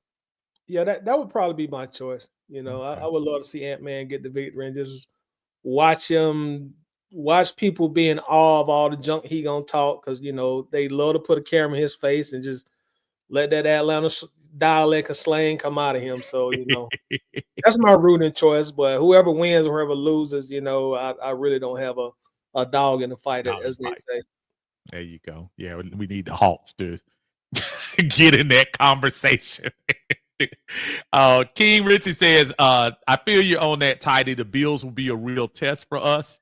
And Georgia, Texas boy say, yeah, Washington, Buffalo, 49ers, Dolphins is the toughest stretch of games. I'm not as frigid. I'm not running from that Dolphins game, but I do hear you on Washington. I just think that Buffalo, San Francisco, that could be a killer right there. If we don't start 2-2 or 3-1, I could see some deflation going on if we don't take care of that stretch as far as that's concerned. That third question we had on here, Tidy, was that your favorite movie soundtrack. I was going over with folks. Do you realize this is the 40th anniversary of The Last Dragon? I was not aware of that. I don't get me wrong. I know you were in kindergarten probably, but I was. But that particular, so you got to remember back then, Vanity was, I guess, the closest to, I don't know, Nicki Minaj, I guess, in a PG way. But that was what that was. But that's just crazy. So I just started to think about movie soundtracks. I know you're a big Outkast guy. I mean, Idlewild doesn't jump to me as one of the greatest soundtracks, but at the same time was their final collaboration as a group. But they had some nice cuts on there though. On Morris Brown and Peaches and they had some pretty good cuts on there. What was your favorite movie soundtrack? As I wrote in the comments, man, I have a few. Like you said, I'm a big, rap fan. More of a rap fan of my era, like 90s rap, early 2000s. A lot of the newer cats, they didn't kind of, I guess my age myself, I'm not real big on a lot of the newer rappers, but my favorite soundtrack, I love Murder Was the Case, Sunset Park, Above the Rim, the show. Oh, Yeah, so those are some of my favorite ones, man. Especially that Murder Was the Case. That was, I think, released probably around 94. And that was during the time where I think rap music was actually starting to transition from being like, underground, or are we sure it's going to be here another 30, 40 years, into, man, this is just mainstream box office success. Death Row Records was still in effect at that point in time. Snoop Dogg was the biggest rapper in the world by far during that time. Dr. Dre was still with Death Row Records, and I just think they put out a great soundtrack with Murder Was the Case. As far as the movie, I don't even remember the movie. But I remember the soundtrack. I don't remember the movie. And that's a true. If you love the soundtrack so much, oh man, what movie just came to mind? There was a soundtrack that I was just about to throw in that category of very not memorable as far as that's concerned. Deanna says, did you compare Nicki and Vanity? No. Okay, so keep in mind what I'm saying, because back then there was no Nicki Minaj-ish type thing. I'm not saying that. What I'm saying is she was in lingerie. She was in lingerie with Vanity 6. That was about the closest you got. So that was my comparison, meaning risque. Risque. That's what I meant. Risque. Yeah, risque. For 1985 or 80, when Vanity, well, actually Nasty Girl then was a little bit earlier, like 82, 81, 82, 83, something like that. But back then, Vanity 6 was absolutely risque, because you didn't have folks doing that. So that was my comparison. Don't get it twisted. I wasn't trying to say, hey, Lisa know it, but Lisa know better. Come on now. I thought the same thing. But what I'm saying, come on, Lisa, you know good and well, when we were in school, there was nobody that was in that category like that. Madonna might have been the closest. I was gonna say Madonna. Madonna was it. But if you go back and look at Like a Virgin, and you look at some of the stuff when she had the little what a little net thing they call, what do they call the little net skirt that they used to wear back then on the videos and stuff, that was the most you got. Nowadays, that's a whole different world than it used to be. So that's basically what I was saying. So, A1 Forever is in the house. What's up, A1, man? Good to see you, I need you to chime in or step in, brother, if you want to. Me and Tidy was just trying to get these last couple of thoughts in here about the Falcons schedule and so basketball question and then this movie question. But man, I am definitely not. Fishnets, that's it, Lisa. And fishnet, black Betty. That used to be the song right there. that was the cut. Deanna says, she's trying to get you. The movie was Deep Cover. Well, Deep Cover had his own soundtrack. I'm pretty sure. Well, I think what they did was they had the 187 song was on deep cover, but then they actually had a movie called Murder Was the Case. It was a little mini, it wasn't like rolled out in cinemas all across the nation, but it was in the house. Now, if we want to talk about soundtracks, somebody who probably gonna say something like The Sound of Music or like Over the Rainbow, my brother John Harris is in the house to talk about those soundtracks from the 40s and 50s. John, let's talk. Good afternoon, gentlemen. Good evening, gentlemen. What's up, John? I hadn't seen this man in so doggone long here, and first of all, I wanted to wish you the very best of retired life. I'm glad you decided to jump on this pool. The water is fine. It's just your temperature, and with some Epsom salt, you'll be all right. With a little bubbling Epsom salt or Man, look, bro. We got icy hot. You'll be just awesome. We gonna be just fine, man. How you doing, my brother? Oh man, I'm holding on. Everything's okay. And to your question, yes, movie soundtracks. Exodus.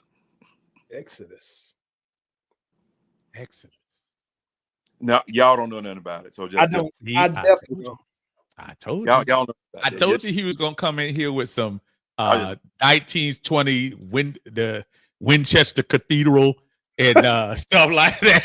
I told you he was gonna come in here with that. You thought I was joking, Toddy. I told you what he's gonna do. I had to Google it. That soundtrack is Superfly. Hey, okay, man. now Superfly.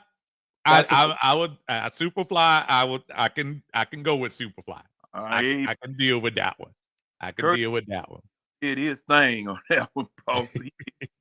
Yeah, Curtis Mayfield, man. That you talking about underrated. Mm-hmm. That one of the most underrated cats of all time, man. Yeah, man.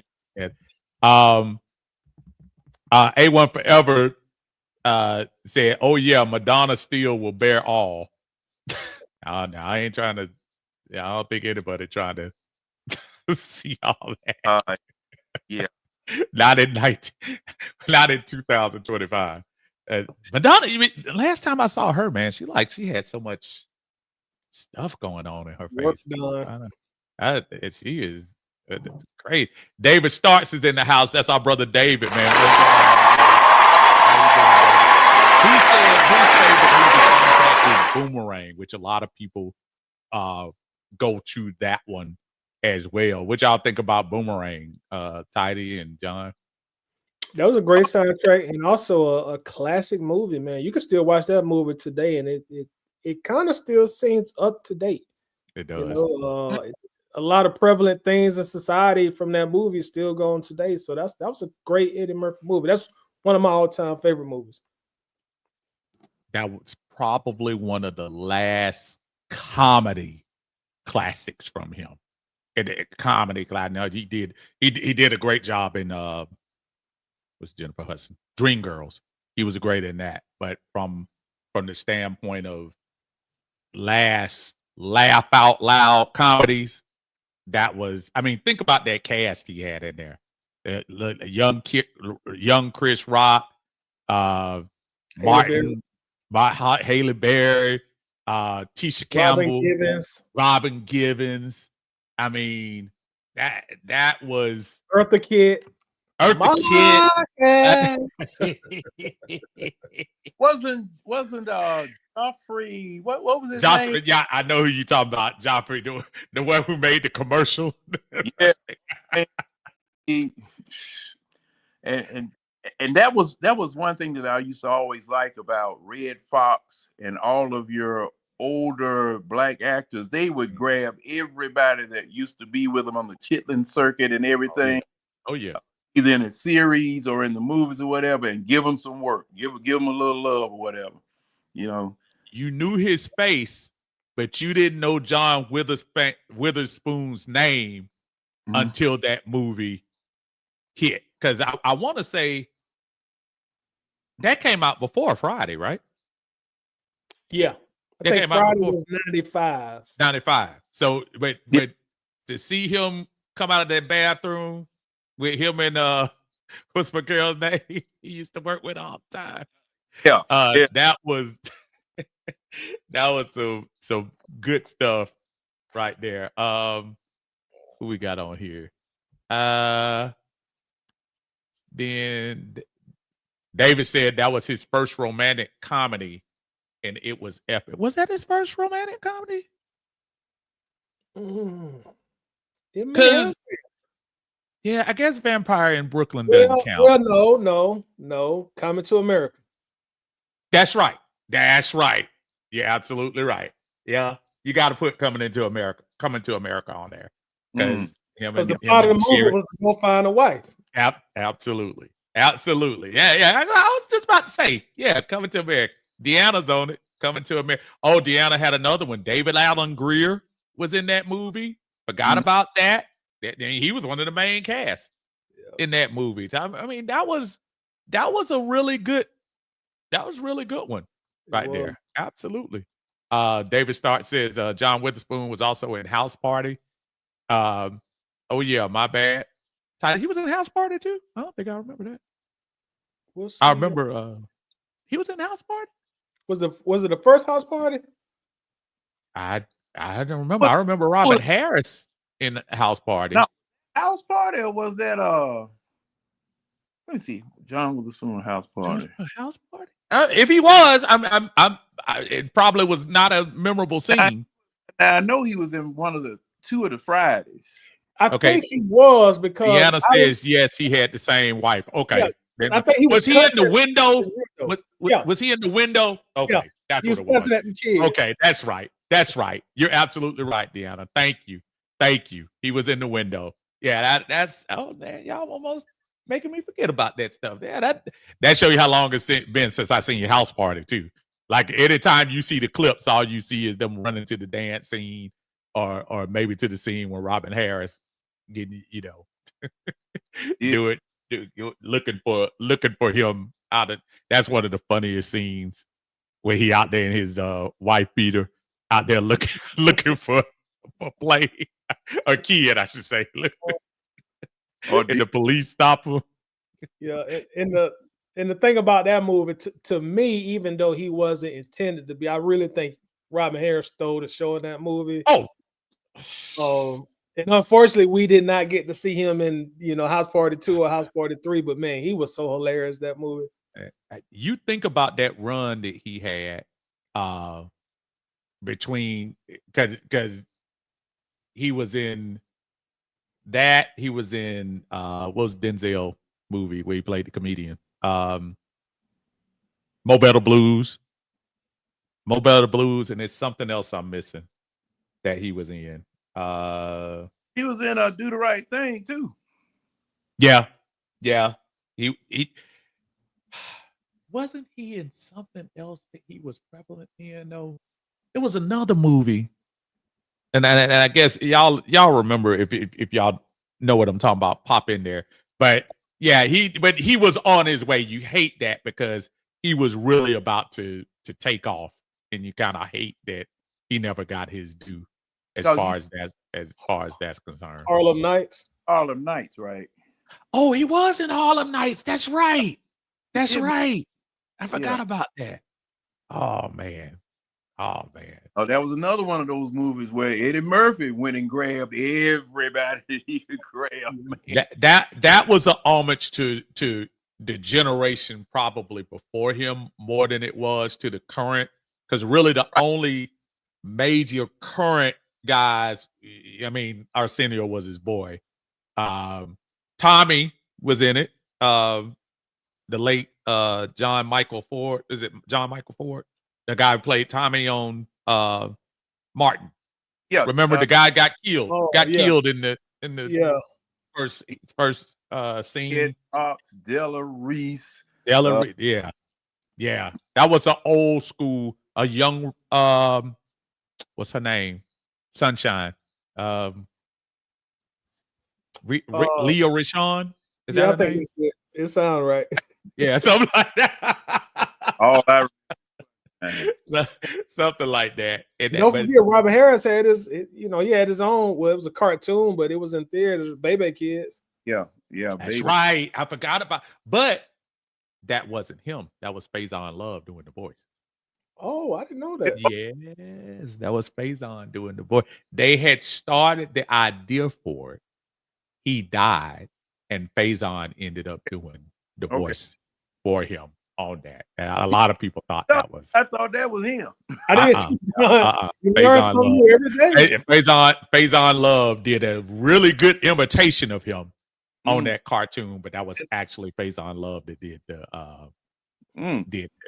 did that. That stand up, man. That's one of my all time favorite stand up shows. Baby Kids, man. When he said he went and went to a Clippers game and they told him to come in the game. Coach got mad because he couldn't come back the next game. Man, I still listen to that every now and then. That stand up, and again, when you start talking about the raw, the delirious, the Martin Lawrence, the first one, not Run Tell That. Was it You So Crazy? One of them was better than You So Crazy. Yeah. When you start thinking any of Chris Rock's Bigger and Blacker and Bring the Pain, Robin Harris's stand up could stand up to any of those back in the day. Robin Harris was, and that's why I say I hate that he passed away so early. Did he get to 50? I don't think he did he? I don't think he did. Let's see how old. Yeah. Robin Harris, he couldn't have. He had to have been in his 40s. Well, according to Google, he was 63. Was he that old? Yeah. Say from born in 51, died in 14. Oh, did he? Wait, hold on. No. My bad. That's Robin Williams. Pardon me. Oh, Robin Williams. Oh, okay. He was 36, Steve. 36. 36. Wow. Now, what did he die? Yeah, he had a heart attack. Yeah. Yeah, he had a heart attack. He had a heart attack. Let me say hey to a couple of people coming in, y'all. I don't want to ignore some of y'all coming in, joining some of the conversation on here. I saw somebody else in here. Hold on one second. That Big Mike, Island Mike is in the house. What's going on, Island Mike? Good to see you. Thanks for joining us here at Uncle Steve's Lounge. I saw my brother Carlo on here, and I don't know what happened to your comment, Carlo, but I know I saw you in here. But welcome in. ATLGA Faithful's in the house. What's going on, brother? Y'all make sure y'all check him out. He always got some good Falcon content on there as well. And then my buddy Demetrius Jeffrey is always here as usual. What's good, fellas? Talking to you in that. I wanted to get those questions to you, John, before we get the last 10, 15 minutes out of here and stuff. I wanted to hit those same questions for you. I know you're a big Hawks guy and super disappointed about what happened with them. I put the question to Tidy. We're going to have a changing of the guards with the young guys in the NBA this year. But out of the four, SGA, Ant-Man, Jalen Brunson, or Tyrese, which one of those guys, one of those will be a champion this year. Which one of those guys do you want to win their first championship out of those four? Steve, I'm Hawks all the way through. I knew he was gonna say that. I knew he was gonna say that. I'm Hawks. Tidy as day follows night, and I knew he was gonna say that. Man, can't you just play along one time? I'm Hawks all the way through. I mean, I spend time, and I choose to spend time with this guy sometimes. That's the sad thing. That's the sad thing. I mean, I'm up with all the comments y'all put up for me. I'm 100 Hawks. thing is that, hey man, I'm just jealous and mad at the same time that we aren't even in the conversation. That's just the way I am with it. Because either one of these four, I wouldn't be opposed to either one of these four winning it. Because I mean they got there.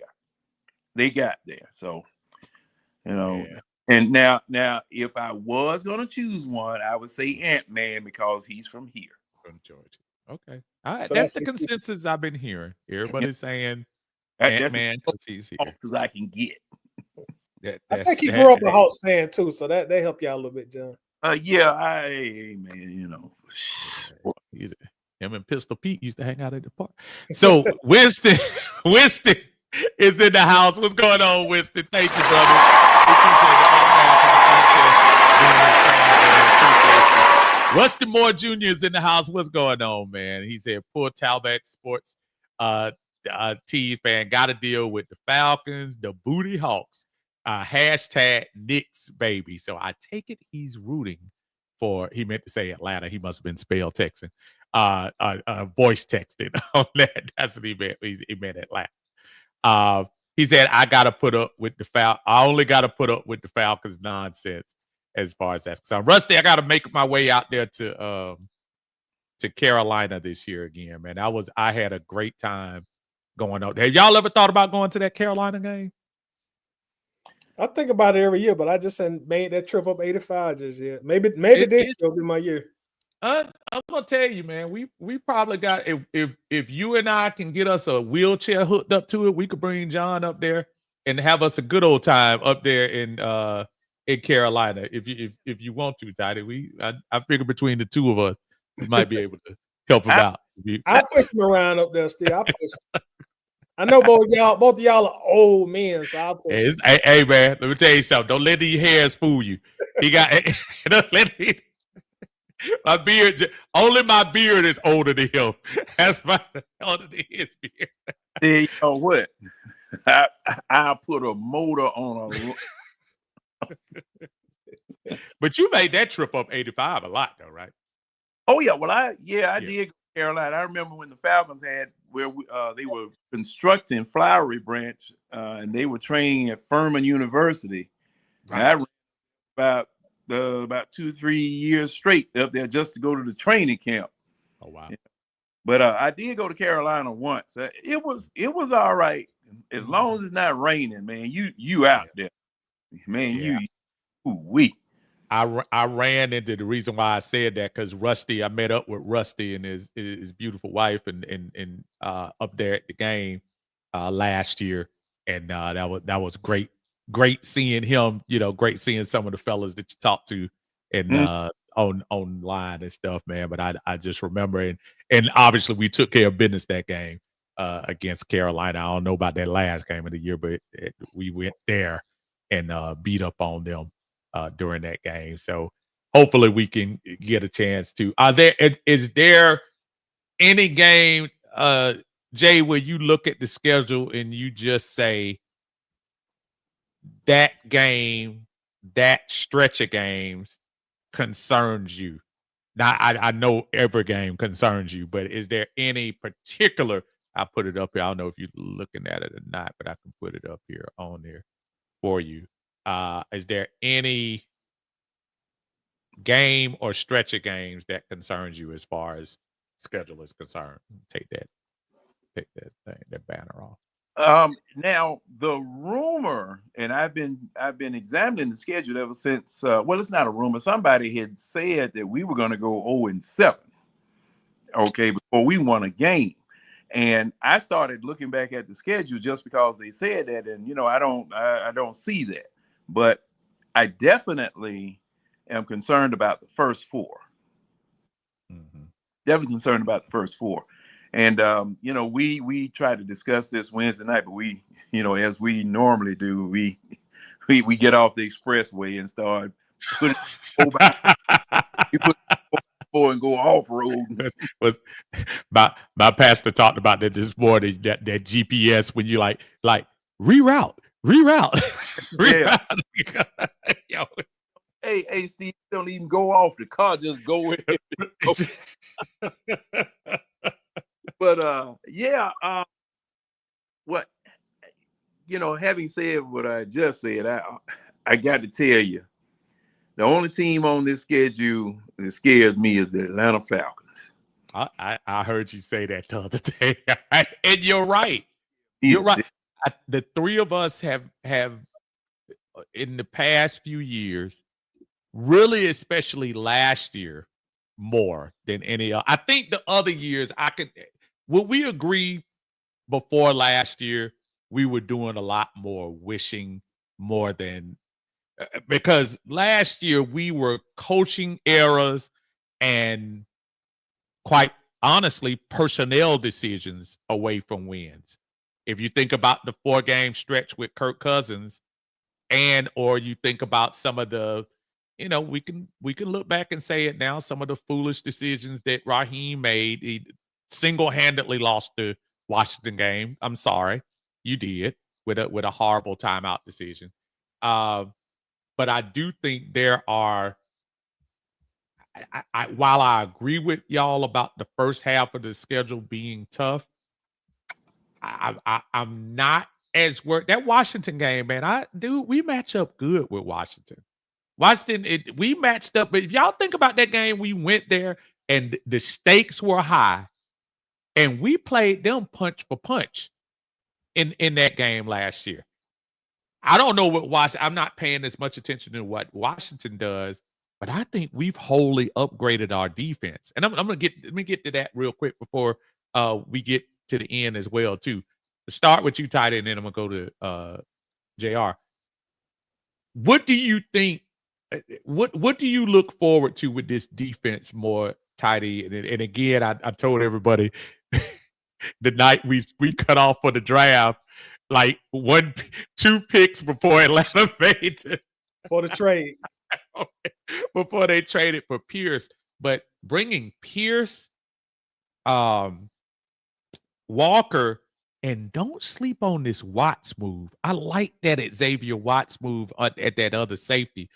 Do you think that automatically kind of upgrade the talent level, Tidy, on this defense into something that we can really look forward to? Yes, I think the talent level on defense has been upgraded tremendously. I see a lot of athleticism and speed on the defense now. So I really like what we did in the draft. Of course, I think most Falcons fans were very satisfied with the draft. And really, I think the defense is gonna be the X factor in the success or lack thereof for the Falcons this year.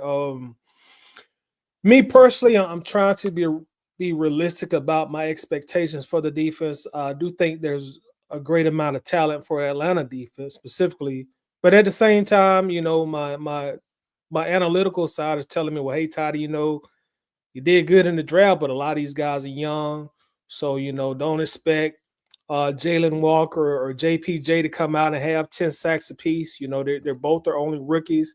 The guys, the other guys we drafted in defensive backfield, they're young also. That middle linebacker position is still a question mark, even with the signing of Diablo. So the defense still could, and hopefully my assumption here is wrong, but I still think it's kind of a work in progress, and we took a lot of positive steps forward. But if we can just have a top 19 defense, 18 or below, I'm satisfied with that. And I think if we do that, that will lead us to a winning season, possibly a playoff win. And hopefully they'll continue to build on the defense in the draft like they did this past season, because I think they have all their key cogs on the offense already in place. And most of these guys are young. Bijan, Drake, we don't know whether or not Kyle will be here next year, but he's still a young guy who has a hell of a lot of potential. Of course, Michael Penix Jr. So if we could just be anywhere from 1 to 18 as far as our defensive rank in 2025, I see this team being a real problem this upcoming season. Mm-hmm. I agree. You don't have to be top 10 as everybody always runs to with that. What you think, Jay? Oh, well, I'm in agreement with you and Tidy as far as the defense is concerned. And when you are a rookie or a second-year player, you are in do your job mode. That's right. Do what you've been coached to do. No freelancing, no going outside of your zone that you've been given by coaching. Because, you know, if you're supposed to be taking care of this spot or taking care of this particular persons or whatever, stay there, because someone else behind you, someone else besides you on either side, somebody in front of you, that's their job. Now, you know, once you get him down, or once you get it, you know, get him under control, pile on and put that forearm upside his head. But roaming and freelancing, not right now.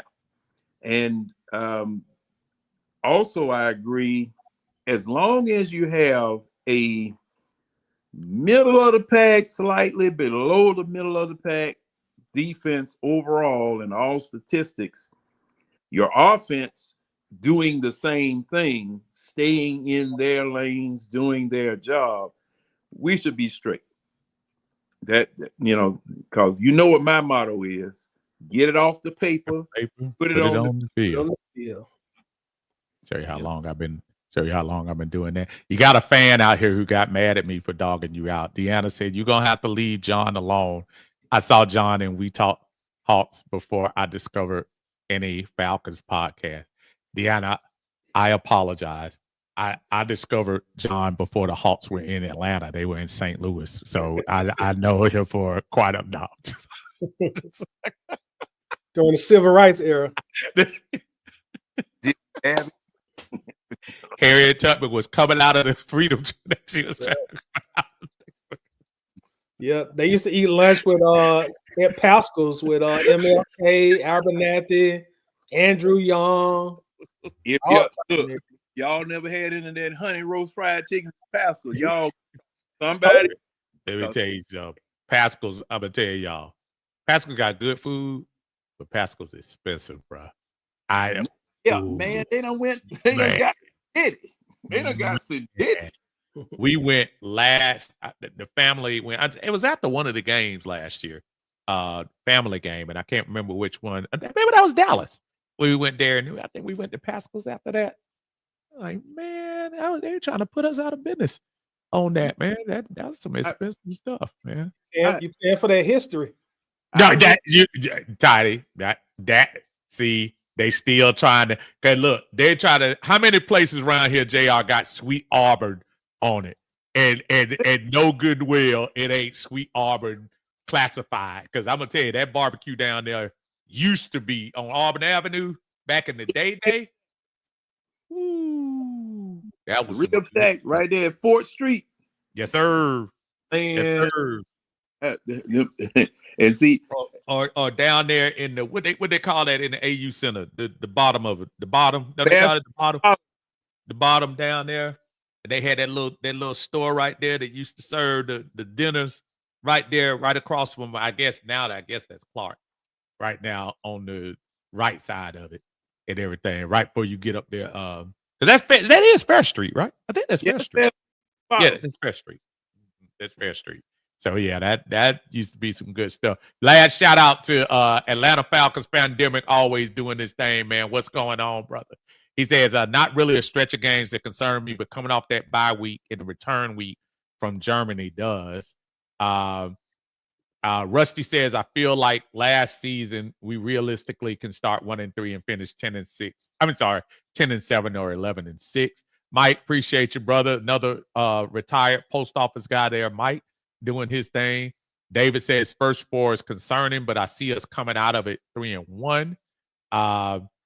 Pandemic says not only Washington, but look at how we played Philly in Philly. Yes, sir. I was fortunate to be up there for that. Our buddy Kelvin says these young players are gonna get thrown into the fire. Deanna says she forgot Pascal's is. Oh yeah, Pascal's is open. Not only are they open, like I said, they're expensive and they're parking. They charge you for parking. What? Yes, they charge you for parking. Go in there. Now you can park yourself, but you're gonna have to go like when you turn in, there's that quick turn, and then you go up into the other parking spot, or you can go into the valet. They never used to have the valet long time ago, but now they got the valet over there. Hey, man. They be looking for you, man. They told me last time. They said he used to work here back in 36. Look here, I have a lot of credit to eat there now. We had an event there. One of my buddies did long ago. I hate that y'all two on here because every time I get ready to cut off, I see something new. Looking at something you mentioned earlier, Tidy, and we really don't have a clear picture of that middle linebacker spot. When they flex into that, because obviously we have defenses now that kind of, do different things where they might flex in and out. But if you look at the linebacker crew, somebody's not going to make this squad, y'all. Somebody's not going to make it. If you look at what we have now with Floyd, Ellis, Diablo, you could probably pencil in AK being on the team. But then I start looking at the J.D. Bertrand. When I look at Detroit Anderson, it might not be enough room for y'all. It really may not be. And also a little concerned about our depth on the defensive line. I keep forgetting we brought in Morgan Fox from the Chargers to come play this year. Onyemata, Tidy, I know you look at the financials too. Onyemata is the third highest player on this team, third highest paid player on this team. Do you really think that they're gonna keep him at that $16 million going into the season? I think they will. The last time I checked, they're sitting at about $10 million in available cap space. And if memory serves me correctly, this is his last year under contract. Yeah. I think they can get out of it. I'm not sure if that. I'm getting ready to check right now, but I think they can definitely get out of his contract this year. But I am checking. Jay, while I'm checking on that, what do you think about the Falcons linebacker position? Is it as simple as, hey, Caden, I just need you to roam the middle? No.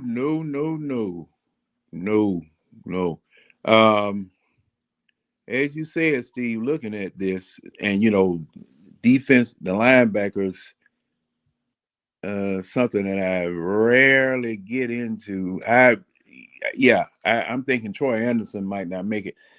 And something else I want to look at too. Tidy, you remember Wednesday, I asked you guys who LaCale London was. Yeah. Mm-hmm. And now they have him listed as a defensive end. Now he's the biggest one on the team, isn't he? Isn't he bigger than Onyemata? I'm not sure. I'm not sure. I know Onyemata is kind of secret. He kind of big, but it don't seem like he that big. He's a pretty big guy. And Tidy. You familiar with him, Steve? LaCale? And I am familiar with him, but I don't know if he's bigger than, because I think Onyemata's got a little height to him too, right? Yeah, he got some size on him. He's probably about 300 pounds, or he close to it. Let me see what he's listed at. Because I thought LaCale London was about 335, 340. Onyemata is listed at 300 pounds. So, in going back to you, and you were absolutely correct, Tidy. They could have gotten out of that contract this year. Yeah, and I guess it's not June 1st, so they still could actually. With only I'm sorry, go ahead. My bad. The reason I say I think he's gonna stay where he's at because early in the offseason, the Falcons really had to make a decision on who was gonna go and who was gonna stay. It was either going to be Grady or Onyemata. They chose Grady because there was a $6 million difference in cap space. I think if we lived in a perfect world as far as Falcons go, they would have preferred to let Amyamata go and keep Grady, even though the last 2 years Amyamata has been a better player than Grady slightly this year. But the money was such a big factor in them getting their budget in control. And once they decided to let Grady go after they couldn't come to an agreement on a restructured contract, the reason I said I don't think they're going to let Amyamata go, because I don't think they're in a position to let two veterans go off that defensive line. I think you got to keep one of them there. And based on salary cap implications, Grady was the one who left. So I'm pretty sure David gonna stay, and I would prefer him to stay. I don't think the Falcons really need any pressing salary at this particular moment. I think they've done all the moves that they're gonna make as far as impact moves so far in the offseason. So I think Amyamata, he's where he's at, you know. And you know, a lot of people would have thought, and I think we all, and I was talking about it last year. I guess I was a year late, because if y'all remember, I was talking all 2023 about cutting Grady before you got into that big money that he was going to be owed, but maybe it was less of a hit. Looking at the numbers, if you see right here, it would be a $16 million cap hit to let him go now, as opposed to letting him play this year, and then you lose that contract altogether, going into a year where you're gonna have to think about what you're gonna do with Drake, even though you got him on his 5th year. And quite honestly, fellas, we better start thinking ahead for Bijan. Look at what Baltimore just did for Derrick Henry for coming in 2nd place this year. They slid him a little extra at 30. What is Derrick Henry? 32? Yeah, it's a 2-year deal, somewhere around there. So they slid him an extra $20+ million on that contract. It's a 2-year contract, which means they got the right to void it next year, and he'll make that big money this year. Bijan and Gibbs are pretty much set to make somewhere between $20 and $25 million next year. They better try to do that early, because I think if Bijan balls like we think he's gonna ball, I think that's gonna be some money you're gonna look back and say, man, I should have negotiated that a little early. Did you see this down here? Where they said Pandemic said Lacal is 271. I'm looking at the Falcons site. He's 330. Okay, and then King Richie says London went up to 335. So I don't know. If you say the Falcon site say that, we're gonna go with the Falcon site. Yeah, says that. Pandemic also said not only Bijan, Tyler is gonna want more playing time or more money. Teams will come call it after this season. Quite honestly, I'm still surprised Tyler is here. I thought Tyler would have been a target for a trade. A very serviceable running back. I think LaDainian Tomlinson, Michael Turner. I think Tyler could probably start for, which I'll say, about 20 teams in the NFL right now, easily. I think I thought he would have been a target. I know we here at Fans, we tend to want to keep everything we got sometimes in the closet, but I do really feel like Tyler Algier, unless he cuts himself off and takes a super friendly deal just to stay in Atlanta, I think this is Tyler's last year here. Yeah. What you thinking on that? I see you nodding your head. What you think, Ty? I absolutely agree. I mean, it wouldn't surprise me if he's gone before November, man. I mean, you say it all the time on your show. Take your heart out of it. Take your Falcons' heart out of it, and start thinking about the financials of these things. You know, while the Falcons are in good shape right now, and then once we lose Kirk Cousins next year, I mean, we can really do some pretty good things with our salary. And Tyler Algier, I love him, but dude, you could find Tyler Algier in the next draft. Yeah. These young running backs coming out these days. John, you got any longing ties to Tyler Algier sticking around? Yeah, man. I kind of do because, man, in the darkest days in the past 3 years, he really came out the weeds. Yeah. He came out the weeds, man, knocking people over in his running style and the way that he was hitting the line and pounding people and punishing people. You know, it's been a while since you've seen that. And, you know, Tidy right. I got to take my fan eyes off of it and my rah-rah out of it and, you know, realize that it is a money situation. Although, you know, I could always use a fullback. I could always use somebody else said that, man. Tyler Algier is not going to switch to fullback. No. I think he's a big guy. I think he's a excellent, but you can't. That you need to put somebody who block. You need to get somebody in there who used to play line for school, and they gave him the ball a couple of times to do that. This is the reason why Tyler Algier just can't stay here. This year, Tyler Algier is the 46th highest paid player on the Atlanta Falcons roster. I say again, 46 on this roster. He only makes $1.1 million this year. Mm-hmm. So if you coming off years where he got 700,000 his rookie year, 870 his second year, 985 last year, and he's only gonna make 1.1. And y'all think that you think for 1 minute that teams are gonna come calling. Yeah. They're gonna come calling, man. He can't make that. Now, unless the Falcons try to do something, I just don't see it. That Easton Stick is making more money this year than Tyler Algier. I could stop the conversation right there. Yeah. And I'm sure his agent also is going to be.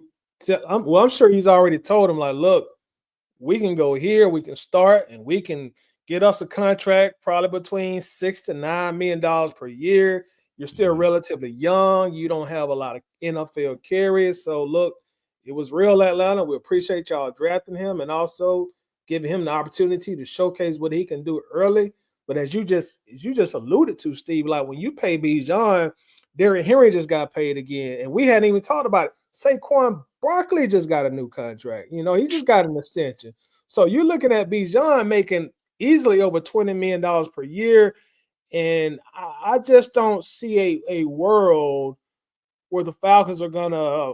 But this is the Falcons. But I don't see a world where they're gonna dedicate $30 million to the running back position. I would not want them to do that. And Tyler Algier, he is talented. He deserves to be paid. Like we say, he can go play start 65, 75% of the teams in the league. So I just don't see a world here where him and Bijan can coexist on second contracts. I just don't, man. And again, knowing what you're gonna have to play Bijan going into, y'all, I wouldn't be surprised if it's this year. I wouldn't be shocked if you hear the Falcons say, "Hey, we trying to get ahead of this. We gonna sign Bijan to a 3-year extension, $80-something million, where they're able to kind of front load a little bit of that signing bonus, spread it out to where by the time you get to 2028, it might be a little more cap friendly from that end. But I'm with you, man. I just don't see that. Now, King says he's seen Tyler listed as running as a fullback on the team. I was trying to see. I happen to be looking at ESPN, but I was trying to check the Atlanta Falcons website, which they may have him listed as that. But I still don't see a world where I just don't see it. I don't think you waste Tyler. In other words, you're going to have them on the field. I can count the number of times you're going to have them on the field at the same time. Yeah, I don't even see that. And I just looked at it on the Falcons official depth chart. They have him listed as the second running back. That's what I'm looking at right now. I'm gonna share the same thing. Second running back. Yeah. Another thing too to point out, Steve. Every year Tyler has been here, his carries have been decreased greatly. His rookie year, he had 210 rushing attempts. Second year, 186 rushing attempts. Third year, 137 rushing attempts. I mean, to be just blunt, he's too good to just ride the bench like that.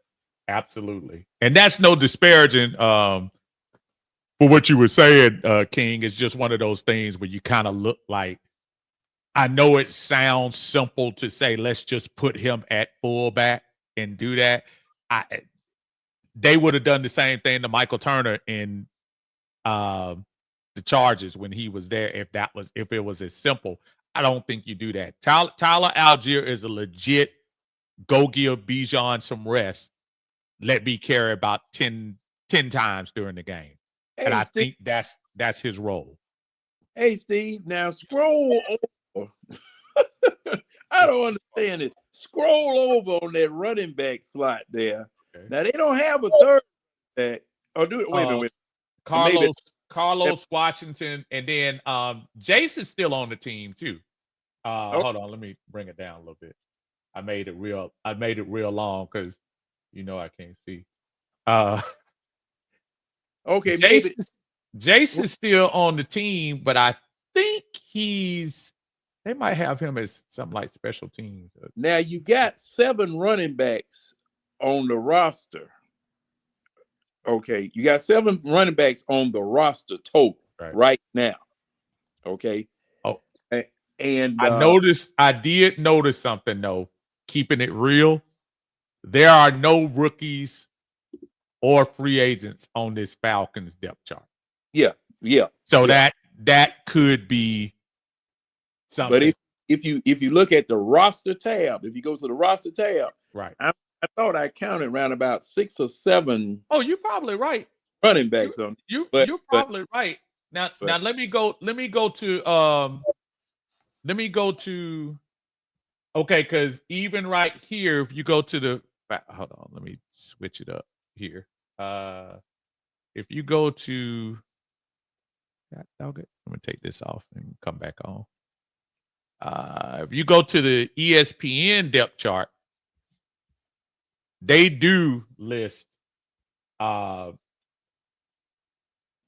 McClellan, probably the most overrated running back at Alabama in a long time. They got him as the third running back ahead of Carlos Washington. Carlos Washington got more run last year than Jace did. Yep. If you think about it. But to your point, Jay, I'm sure there are plenty of running backs on this roster. Let me see if ESPN breaks down the roster. Lord have mercy. Kirk Cousins picture popped up on my phone.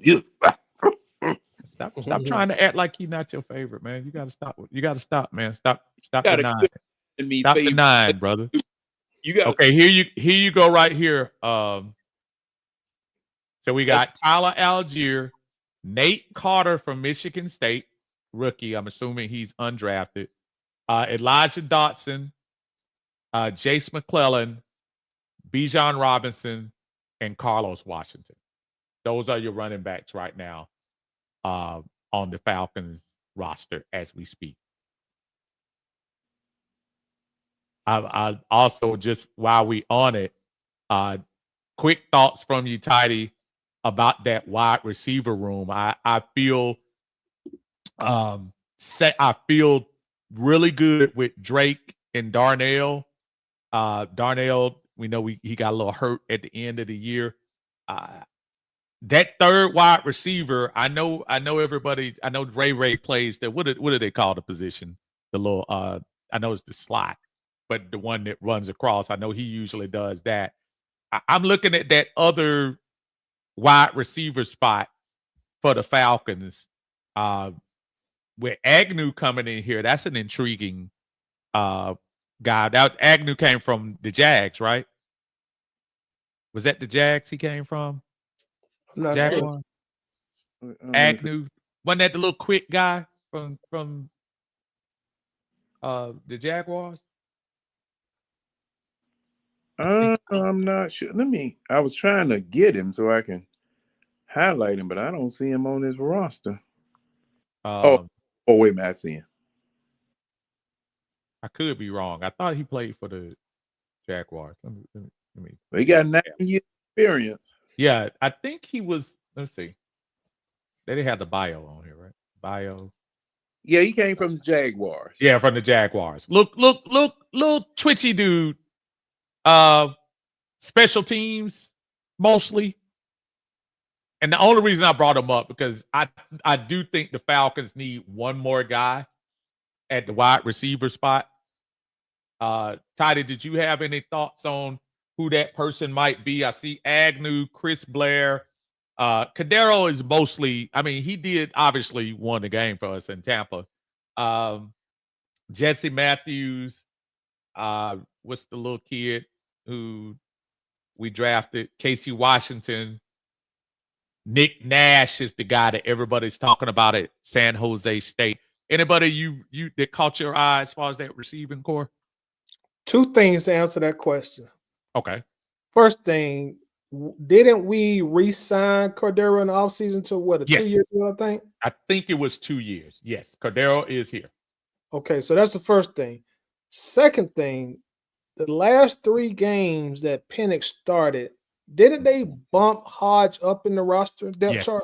Yes, he did. Now remember, Mooney was out for those last few games as well. Mooney didn't play, and also, now I know Ray was out there because he was dropping passes, but I watched Casey Washington got quite a bit of run those last 2 games as well. But you're absolutely right. Hodge was up there. Hodge was the one that caught the last couple of passes. Everybody was talking about the little pass on the sideline where Michael Penix dropped it right in his bread basket and things. Hodge is, but the only thing I say with Hodge is mostly special teams. And I'm not saying that he can't do it, but I would love to have just that guy that I can say, you know what? That's the guy we just pull out on third down if we got to go 4 wide or something like that. I'm not sure if I got that Ray love like everybody does. Y'all into Ray? Yes, I am. Okay. Okay. The reason I say that because Ray dropped from an NFL perspective, we're not paying Ray a lot of money at all. That's true. And he came in and he gave us 60+ catches, and I forget the yardage, 600, 700, 800 worth of yardage. And another thing we got to consider also is even though we kick dirt on his name a lot, Kyle Pitts is really a wide receiver / tight end. So you gotta put him in this gumbo also when you stir it together. That's true. That and I know. Look, the talk of Kyle Pitts is polarizing because of where he was drafted. At some point, John, Michael Penix has to squeeze something out of that lemon this year. Do you think that's in your eyes? Pitts played better when Penix was out there. He seemed like he was a little bit motivated when he was.